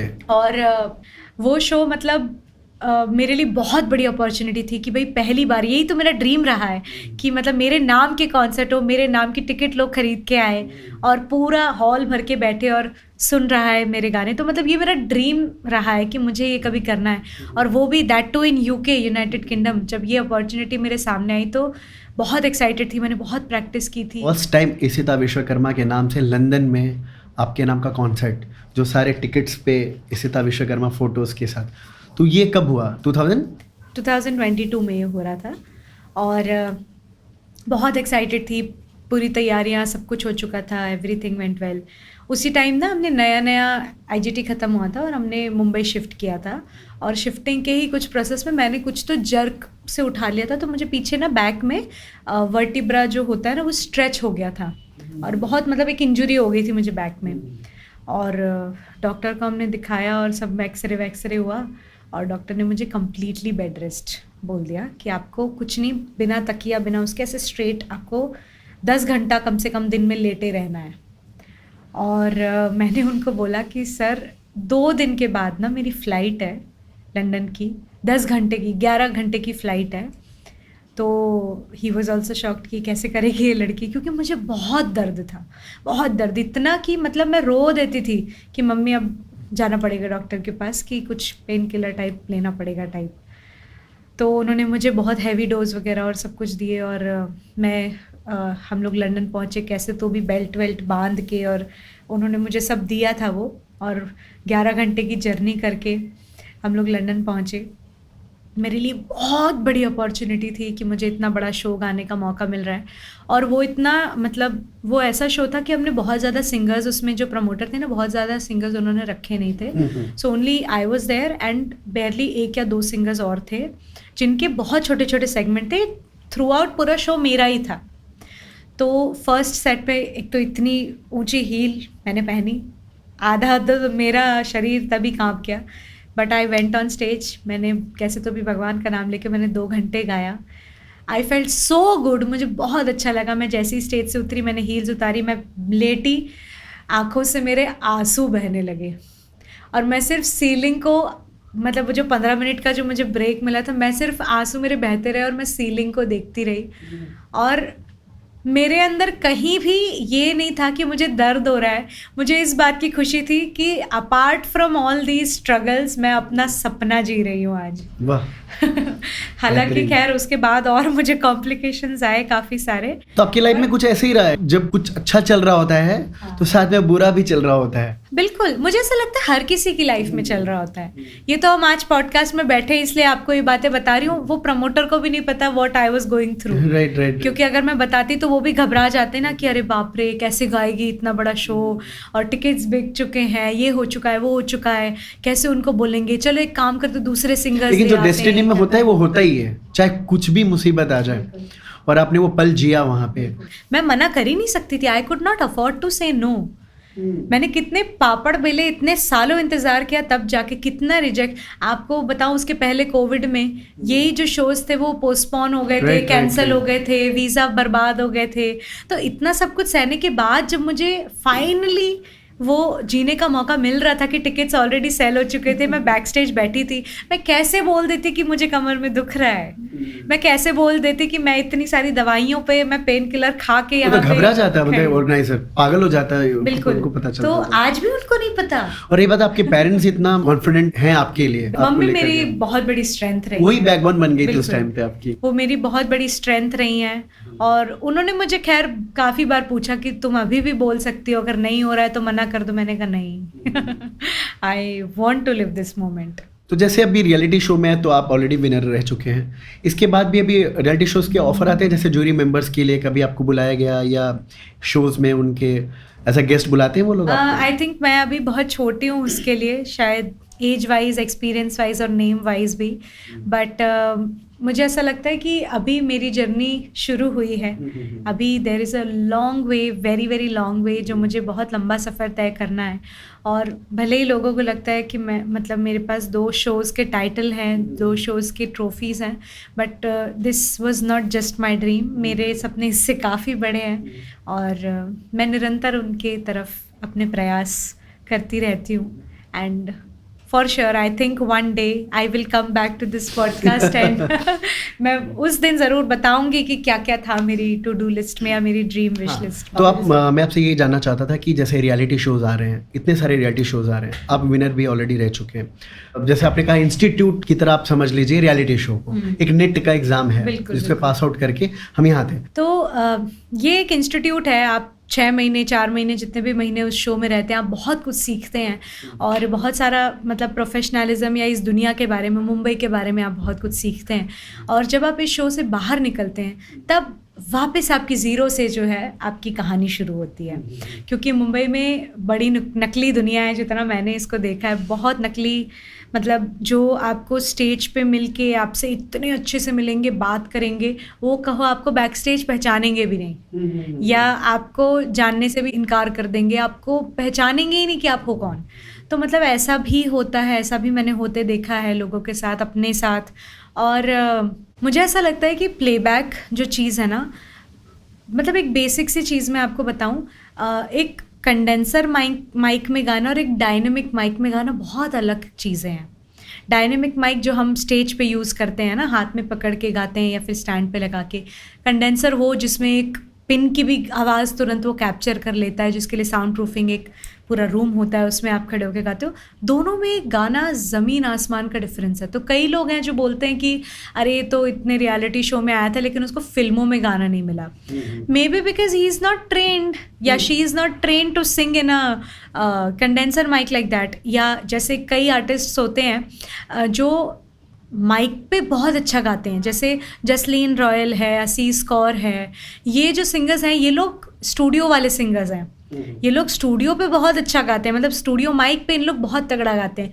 मे बी शायद लाइव के लिए वो लोग उतना अच्छा नहीं गा पाते।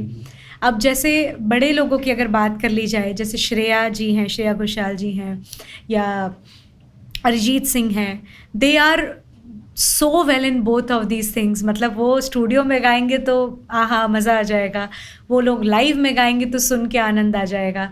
तो मुझे ऐसा लगता है it depends on your preference, कि आप किस चीज़ को प्रेफरेंस दे रहे हैं।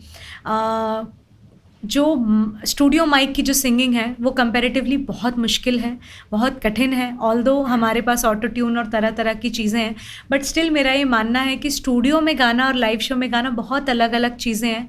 लाइव शो के लिए बहुत अलग तैयारी, बहुत अलग गाने, बहुत अलग टाइप ऑफ सिंगिंग, बहुत अलग थ्रो ऑफ योर वॉइस, सब कुछ बहुत डिफरेंट है। और मतलब जो रिकॉर्डिंग का जो है उसमें मामला बहुत अलग है। सॉफ्ट वॉइस आपको कभी रखनी पड़ती है, कभी आप हस्क टोन में गाते हो, कभी आप बुलंद आवाज़ में गाते हो। तो मुझे ऐसा लगता है दोनों की तैयारियाँ, दोनों की प्रिपरेशंस, दोनों का तरीका बहुत डिफरेंट है। और जो लोग दोनों की मेहनत करते हैं, स्टेज पे स्टेज की मेहनत करते हैं और स्टूडियो पे स्टूडियो की मेहनत करते हैं, वो दोनों को कॉन्कर कर लेते हैं, just as Shreya ji and Arijit Singh in today's world, Sonu ji also. जी कई नाम हैं ऐसे। तो मेरा भी ध्येय वही है कि प्लेबैक सिंगिंग तो डेफिनेटली करनी ही है, बट लाइव शोज़ में भी मुझे अपने आप को एक बहुत अच्छा सिंगर बनाना है कि माइक का थ्रो जो है वो हमेशा अच्छा रहे।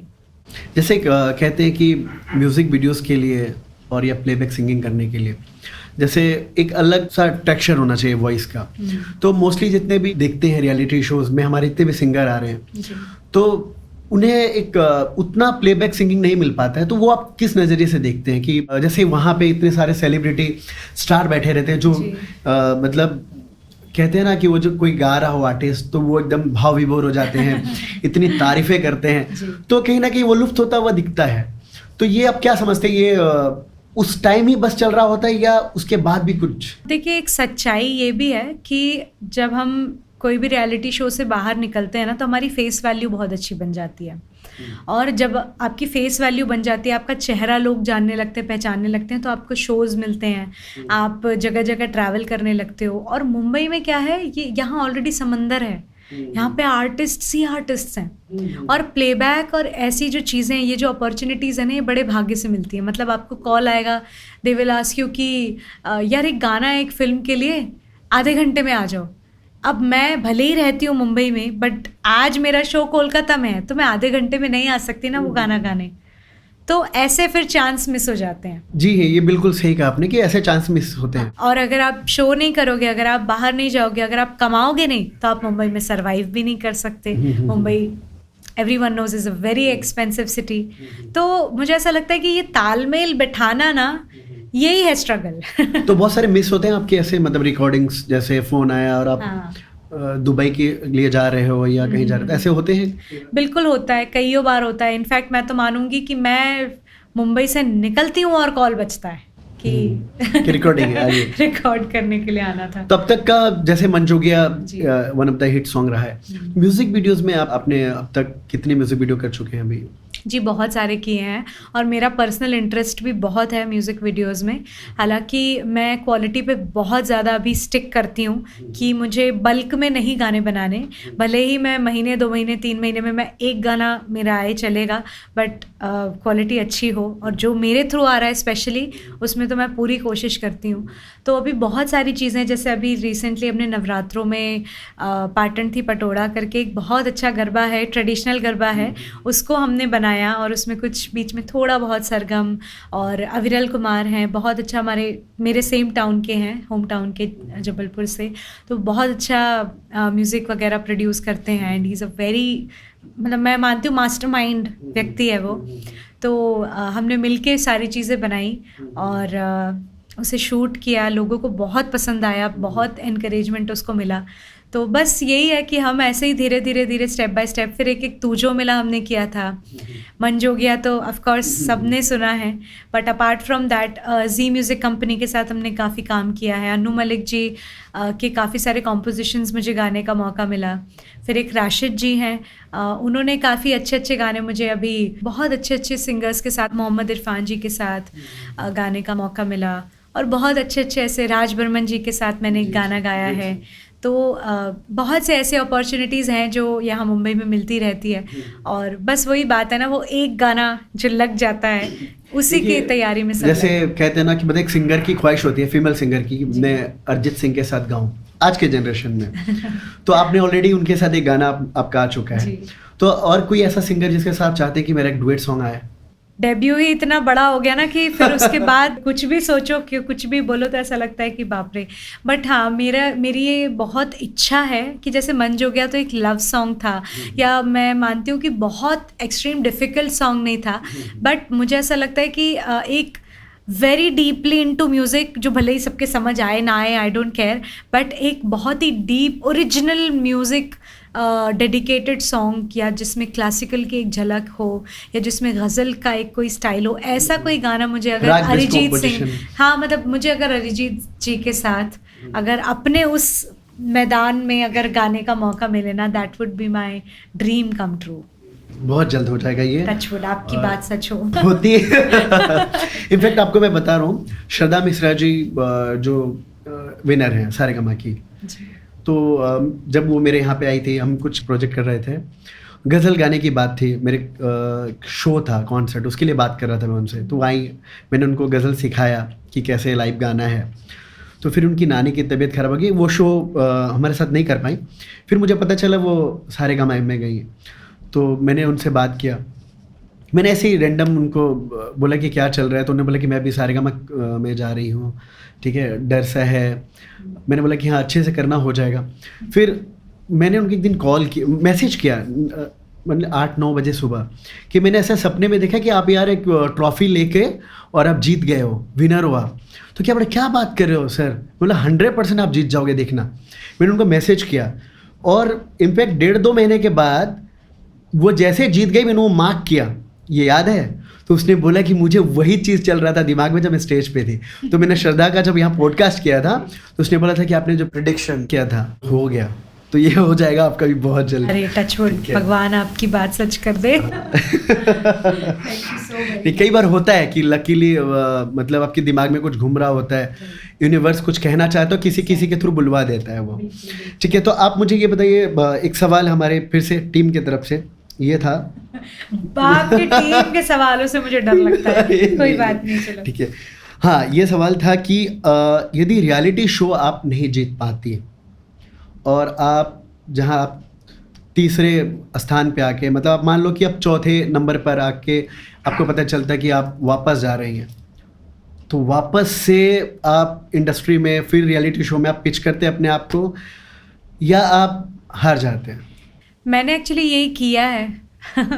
मैं संगीत सम्राट महासंग्राम में टॉप 5 में आके I was very next to the winning position, but मैं एलिमिनेट हो गई। और उसके बाद वापस 0 से शुरुआत करके मैंने सारेगामापा का ऑडिशन दिया, और ये मैंने हमेशा किया है। तो आपकी माइंड में ऐसा बिल्कुल भी नहीं था कि इनफैक्ट सारेगामापा जीत गई मैं, विनर की ट्रॉफी मेरे पास थी। उसके बाद जब मैं आईजीटी का ऑडिशन मैंने दिया ना, कई लोग मुझे बोलने लगे कि नहीं, तुम्हें नहीं देना चाहिए, तुम ऑलरेडी विनर हो। व्हाट इफ़ अगर तुम मान लो 5th पोजीशन पे आउट हो जाओ, कितना बुरा लगेगा कि तुम विनर के बाद तुम 5वीं पोजीशन से एलिमिनेट हो रही हो। या फिर कई लोग ये भी बोलते थे, एंड इनफैक्ट ऐसा ही हुआ, मैं विनर थी सारेगामापा में आज से 7 साल पहले, और अभी 3 साल पहले का आईजीटी में उसमें सेकेंड आई थी। बट मुझे ऐसा लगता है कि it doesn't define you, it does not define you. आप मेरे सारेगामापा के परफॉर्मेंसेस सुनेंगे और आप मेरे आईजीटी के परफॉर्मेंसेस सुनेंगे, दोनों में ज़मीन आसमान का डिफरेंस है। तो मुझे ऐसा लगता है कि लाइफ में आपको इवॉल्व करना बहुत ज़रूरी है। और मैं जिस दिन सारेगामापा जीती थी ना, मेरे पापा ने मुझे ये चीज़ बोली थी कि बेटा, ये एक मील का पत्थर है जो आज तूने अपने नाम कर लिया, पर ये मंजिल नहीं है। So these are only the milestones of your life, इन्हें कलेक्ट करते चलो, बट मंजिल जो है, जो तुम्हारा ध्येय है, जो तुम्हारा गोल है, वो तुम्हारा अडिग होना चाहिए। उस पर तुम्हारी जो, जैसे कहते हैं ना अर्जुन की वो मछली की आँख पे जो नज़र होनी चाहिए, वो नहीं अलग होनी चाहिए। तुम्हें इस बात की खुशी नहीं होनी चाहिए कि भले ही मछली को तीर नहीं लगा, पर बिल्कुल मछली से सटके तो लगा, इस बात का गुमान या इस बात की खुशी नहीं आनी चाहिए। तो जैसे नेपोटिज्म की बात करते हैं, तो आपको अभी भी लगता है कि हमारी इंडस्ट्री में है, मतलब प्लेबैक सिंगिंग के लिए नेपोटिज्म, ये सारी चीज़ें अभी वर्क करती है, या आपको लगता है कि कॉन्टेक्ट्स अच्छे हों तो ही प्लेबैक सिंगिंग मिल सकती है? क्योंकि आप बहुत अच्छा गाते हैं, देखा जाए तो रियलिटी शोज़ में बहुत उम्दा सिंगर्स हैं, लेकिन उनको प्लेबैक सिंगिंग नहीं मिल पाती है, तो इसके पीछे क्या रीज़न आप समझते हैं? एक्चुअली पहले मैं भी बड़ी दुखी हो जाती थी और मैं भी बहुत मतलब इस पे दुखी होती थी, बड़ी फ्रस्ट्रेट हो जाती थी कि अरे कैसे मिलेगा हमें चांस, यहाँ तो नेपोटिज्म है, मतलब जो लोग ऑलरेडी हैं इंडस्ट्री में सिर्फ उनको काम मिलता है ऐसा वैसा। फिर मैंने ना काफ़ी बाकी लोगों से भी ना मैंने मतलब चीज़ें उनकी जज करना शुरू की, और फिर मैंने नोटिस किया कि टीचर का अगर बच्चा है तो उसको सारे फ़ायदे मिलते हैं, उसको छुट्टियां मिलती हैं, उसको बहुत सी चीज़ें मिलती हैं, नेपोटिज्म वो भी है। आप अगर डॉक्टर्स को देखें, डॉक्टर के बच्चे डॉक्टर बनते हैं, उनके बच्चे डॉक्टर बनते हैं, बड़े बड़े हॉस्पिटल्स बनाते हैं, इंजीनियर का बच्चा इंजीनियर बनता है, उन्हें अपॉर्चुनिटीज़ पहले मिल जाती हैं। तो मैंने मन में सोचा कि नेपोटिज्म कहाँ नहीं है, everywhere, it is everywhere, it is every single where. आपके क्लास का कभी कुछ इंसिडेंट याद करना, कोई बच्चा ऐसा रहा होगा जो टीचर का बच्चा था, आप देखना उसको अलग से बड़े फ़ायदे मिलते थे, प्रिविलेज्ड चाइल्ड था वो। बाकी टीचर्स भी उन्हें डांटते कम थे, उनको होमवर्क कम देते थे, उनको बत्ती कम पड़ती थी। तो ये हर जगह है। और मुझे ऐसा लगता है, एक ना केबीसी में हम लोग केबीसी एक दिन जब देखने गए थे, बच्चन साहब से पहली बार हमें मिलने का मौका मिला। उस एपिसोड को बड़े गौर से हमने देखा, पूरा सामने बच्चन साहब बोल रहे थे। उन्होंने एक बहुत अच्छी बात बोली जो ना मेरे जहन में जीवन भर के लिए चिपक गई। उन्होंने बोला कि जब तक जीवन है तब तक संघर्ष है। तो आप ये कहना छोड़ दो कि तुमने ये अचीव कर लिया तो संघर्ष खत्म हो जाएगा, ये अचीव कर लिया तो संघर्ष खत्म हो जाएगा। जब तक ये लाइफ है, जब तक आप जिंदा हो, तब तक आपका संघर्ष चालू रहना है। तो बिल्कुल मैं इस बात पे विश्वास रखती हूँ। और नेपोटिज्म हो गया, पार्शियलिटी हो गई, या भेदभाव हो गया, पक्षपात हो गया, ये हर जगह है, हर जगह। बट ऑलवेज रिमेंबर कि यही वो मुंबई है जहाँ पर बड़े बड़े आर्टिस्ट्स के बच्चे जो इस फील्ड में उतरे, एक्टर बनने के लिए उतरे, बट कुछ नहीं कर पाए, कोई अपना नाम नहीं बना पाए। और दिल्ली से एक आया लड़का इसी शहर में जिसके पास कुछ नहीं था, वो आज मन्नत का मालिक बन के शाहरुख खान बन गया। So I believe so much in this. और मुझे ऐसा लगता है कि इट्स ओके, नेपोटिज्म की वजह से आपकी अपॉर्चुनिटी छिन गई, भूल जाओ, आगे बढ़ो। पार्शियलिटी हो गई, भूल जाओ, आगे बढ़ो। अगले व्हाट्स नेक्स्ट पे बिलीव करो कि अब मेरा अगला स्टेप क्या है, और हार नहीं मानो। आई थिंक दैट्स इम्पॉर्टेंट, बस। राइट। तो आप मुझे ये बताइए कि जैसे आज इंडिविजुअल आर्टिस्ट प्रमोट होने लगे हैं, इंडिविजुअल प्लेटफॉर्म्स काफ़ी सारे आगे हैं जी। पहले होता था कि कुछ लेबल से गाना आ रहा है, जैसे जी से हो गया, टी सीरीज से, तो ऐसा अब रहा नहीं। तो आप अपना खुद का यूट्यूब चैनल भी आप डेवलप कर रहे हैं। बिल्कुल बिल्कुल। तो आप खुद भी कंपोज कर लेते हैं या कंपोजर हायर कर रहे हैं? मैं एक्चुअली अभी कोशिश करती हूँ थोड़ा थोड़ा कंपोज करने की, लेकिन ऐसा हो जाता है ना कि मतलब आपकी चॉइस इतनी बड़ी हो चुकी है, मतलब मेरी सुनने की जो वो है ना, मतलब मेरी चॉइस है या मेरी पसंद या मेरी सुनने की कैपेबिलिटी इतनी फाइन हो चुकी है, मुझे इतनी अच्छी अच्छी चीज़ें पसंद में है मेरी, कि मुझे खुद का लिखा हुआ या बनाया हुआ पसंद ही नहीं आता। सब बोलते हैं अच्छा इसको बना दो, इसको बना दो, पर मैं कहती हूँ मुझे कॉन्फिडेंस नहीं है। बट हो सकता है कि मैं थोड़ा बहुत उसको क्लीन कर लूँ, मास्टर कर लूँ, तो डेफिनेटली लोगों को सुनने मिलेंगे मेरे कॉम्पोजिशन। तो अभी आप यूट्यूब चैनल पे अपने काम कर रहे हो आप? जी जी बिल्कुल, 100%। और म्यूजिक वीडियोस में जब कॉम्पोजिशन हो गया या उसका लिरिक्स हो गया, तो आप खुद ही डिसाइड करते हैं या फिर मम्मी ही हैं जो डिसाइड करती हैं? नहीं नहीं नहीं नहीं नहीं, ये वाला जितना क्रिएटिव वाला पार्ट है ना, वो मेरा ही है। अच्छा, मम्मी इसमें नहीं है? मम्मी इसमें नहीं है। जैसे आपकी मम्मी का जो आपने हाल ही में कहा था कि जो एक्सपीरियंस है मम्मी का, जो आपको अभी तक केयर करते आई हैं, 30 साल एक्सपीरियंस कह सकते हो आप उनको, तो आप उनके एक्सपीरियंस को हर जगह यूटिलाइज कर रहे हैं या सिर्फ फाइनेंशियली कंडीशन में यूटिलाइज कर रहे हैं? ना ना ना, मम्मी तो मेरे सुबह उठने से लेकर रात में सोने तक के हर चीज़ में साथ में रहती हैं। और गानों में भी एक्चुअली क्रिएटिव चीज़ों में क्या है ना कि मेरे पापा बहुत ये गज़ल्स, उर्दू शायरियाँ, ये सारी चीज़ें, डिक्शन, इन चीज़ों में बहुत थे। और मम्मी मेरी गुजरात से हैं, तो वो बहुत ज़्यादा इन चीज़ों में नहीं रही हैं, बहुत ज़्यादा मतलब शायरी या उर्दू या अल्फाज, इन चीज़ों में मम्मी बहुत ज़्यादा नहीं रही है, डीप रूटेड नहीं रही है। पर आज भी जैसे अगर मैं किसी गुजराती चीज़ गा रही हूँ तो मैं फंस जाती हूँ, या कोई लता जी की चीज़ उठा के गा रही हूँ तो मैं फंस जाती हूँ, तो मम्मी आती है मुझे रेस्क्यू करने। और जहाँ तक बात रही मैनेजमेंट मेरा देखने की, तो मम्मी मेरे लिए बहुत परफेक्ट इसलिए है क्योंकि she is her self a musician. और दूसरी चीज़ कि वो इस मैनेजमेंट फील्ड में चीज़ें संभालना, देखना, मैनेज करना, इवेंट्स वगैरह सारी चीज़ें बैक एंड पे मैनेज करना, मम्मी इस फील्ड में मोर देन 30 साल से रही हैं, मतलब 25-30 साल उनको इस इंडस्ट्री में नहीं बट म्यूज़िक में हो गए हैं, एंटरटेनमेंट इंडस्ट्री में हो गए हैं। तो मम्मी बहुत एक्सपीरियंस्ड है, उन्होंने मुझसे कहीं ज़्यादा दुनिया देखी है। और सबसे अच्छी बात यह है कि ऐसा मैनेजर होना जो खुद एक म्यूजिशियन है, जो खुद म्यूज़िक समझता है, और जो, चलो ये तो प्रोफेशनल चीज़ हो गई कि भी म्यूज़िक भी आता है और मैनेजमेंट भी आता है, but apart from all these things she is my mom. और मुझे ऐसा लगता है दुनिया की कोई भी माँ, हर माँ, मुझे ऐसा लगता है अपने बच्चे के लिए जितनी सेल्फिश होती है ना कि मेरे बच्चे का कभी कुछ गलत होना ही नहीं चाहिए, वो चीज़ जब आपके काम के साथ जुड़ जाती है ना, तो आई थिंक सब ट्रैक पे चलने लगता है। And I am lucky to have. जैसे मेमोरेबल पल आप बताइए मुझे कि आपने अपनी मम्मी के साथ जब स्टेज शेयर किया हो, हाँ। वैसा कुछ पल बताइए जब मम्मी के साथ आप स्टेज शेयर कर रही हो, तो उस वक्त कैसा आपको अनुभव होता है? अच्छा, ये जो शोज़ हम वगैरह करते रहते हैं ना, तो एक बहुत ही प्रेस्टिजियस शो हुआ था हमारा हेमू गढ़वी ऑडिटोरियम राजकोट में, और वहाँ पे मैंने और मम्मी ने स्टेज शेयर किया, हमने गाना गाया। और एक बहुत पुरानी बात मम्मी को याद आई जो मम्मी ने स्टेज पे पहली बार शेयर की, जो मुझे भी पहली बार पता चली कि स्टेज पे मम्मी का जब पूरा परफॉर्मेंस हो गया, सब हो गया, तो उनने आई थिंक 16-17 साल पहले की बात उन्होंने बताई, जब वो स्टेज शोज़ किया करती थी, वो गाया करती थी।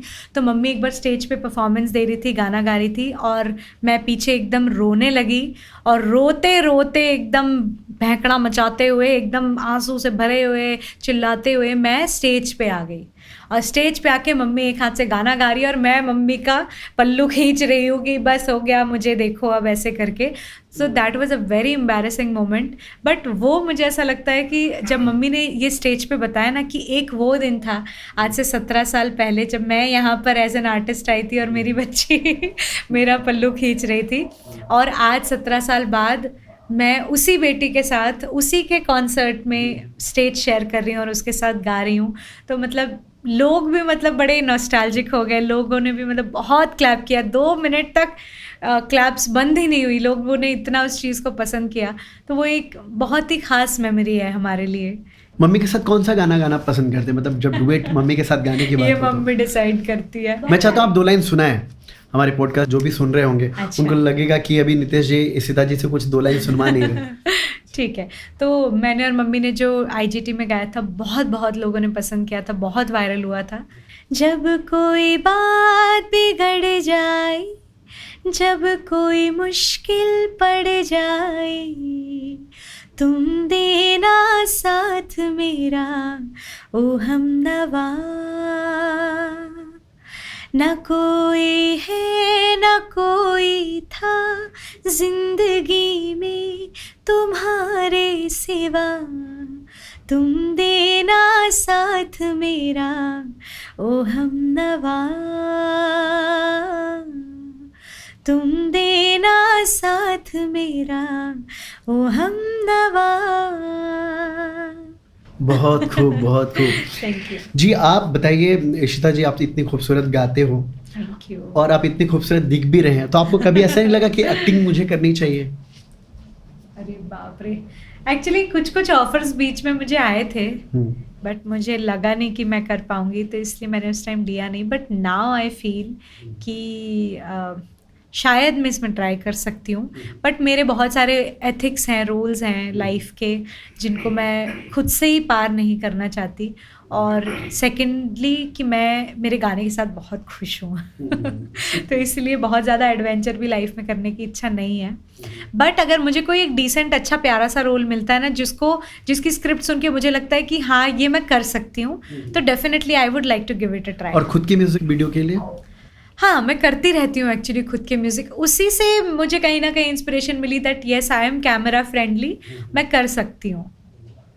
तो आप आज के जो जनरेशन में जो बच्चे आ रहे हैं म्यूजिक में या रियलिटी शो के लिए आ रहे हैं या जिनको प्लेबैक करना है, उनके लिए आप क्या जाते जाते एडवाइस देना चाहेंगे? जो प्लेबैक ही करना चाहते हैं जी, तो मैं आपको यही बोलना चाहूँगी कि रिजिड होके प्लेबैक के पीछे मत भागिए।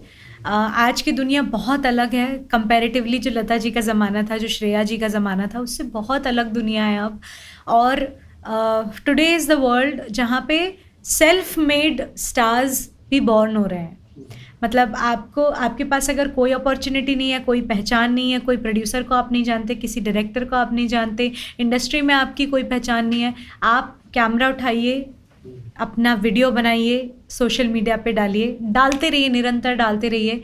एंड देखिए, मैंने कई लोगों को देखा है जिनको मैं खुद फॉलो करती हूँ, हु आर अमेजिंग आर्टिस्ट्स, कभी किसी रियलिटी शो में नहीं आए, कभी किसी उसमें सिलेक्ट नहीं हुए, कभी कुछ ऐसा बड़ा नहीं किया, but they sing so well and they are so popular. वो लोग अच्छा कमा भी रहे हैं सोशल मीडिया के थ्रू, आज उनकी अपनी एक पहचान भी है, और आई थिंक यही ज़िंदगी है, राइट? तो बस हार मत मानिए, जो आपका गोल है ना, बस पीछे पड़े रहिए और कोशिश करते रहिए, अचीव होना ही है। बिल्कुल। तो जाते जाते हम चाहेंगे राम जी बड़ा दुख देना, वो गाना आप एक बार सुनाते हुए जाएं। ओके। ओ राम जी बड़ा दुख दीना, तेरे लखन ने बड़ा दुख दीना, सुध बुध बिसराई, मेरी नींद चुराई, मेरा मुश्किल कर दिया जीना, बड़ा दुख दीना, बड़ा दुख दीना, तेरे लखन ने बड़ा दुख दीना। वाह, ये क्लिप आपका काफी वायरल हुआ है। हाँ जी। और इसमें जैकी श्रॉफ रो दिए थे जी। तो वो बहुत अच्छा बहुत वो पल अच्छा था, मोमेंट था। तो ये थी इशिता विश्वकर्मा जी, हमें इनसे बात करके बहुत मजा आया। Thank you. और मैं, जो भी मेरे दर्शक सुन रहे होंगे, काफी कुछ सीखने आप लोगों को मिलेगा हमारे इस पॉडकास्ट में। फिर मुलाकात होगी एक नए पॉडकास्ट में, एक मुलाकात आपके साथ। Thank you.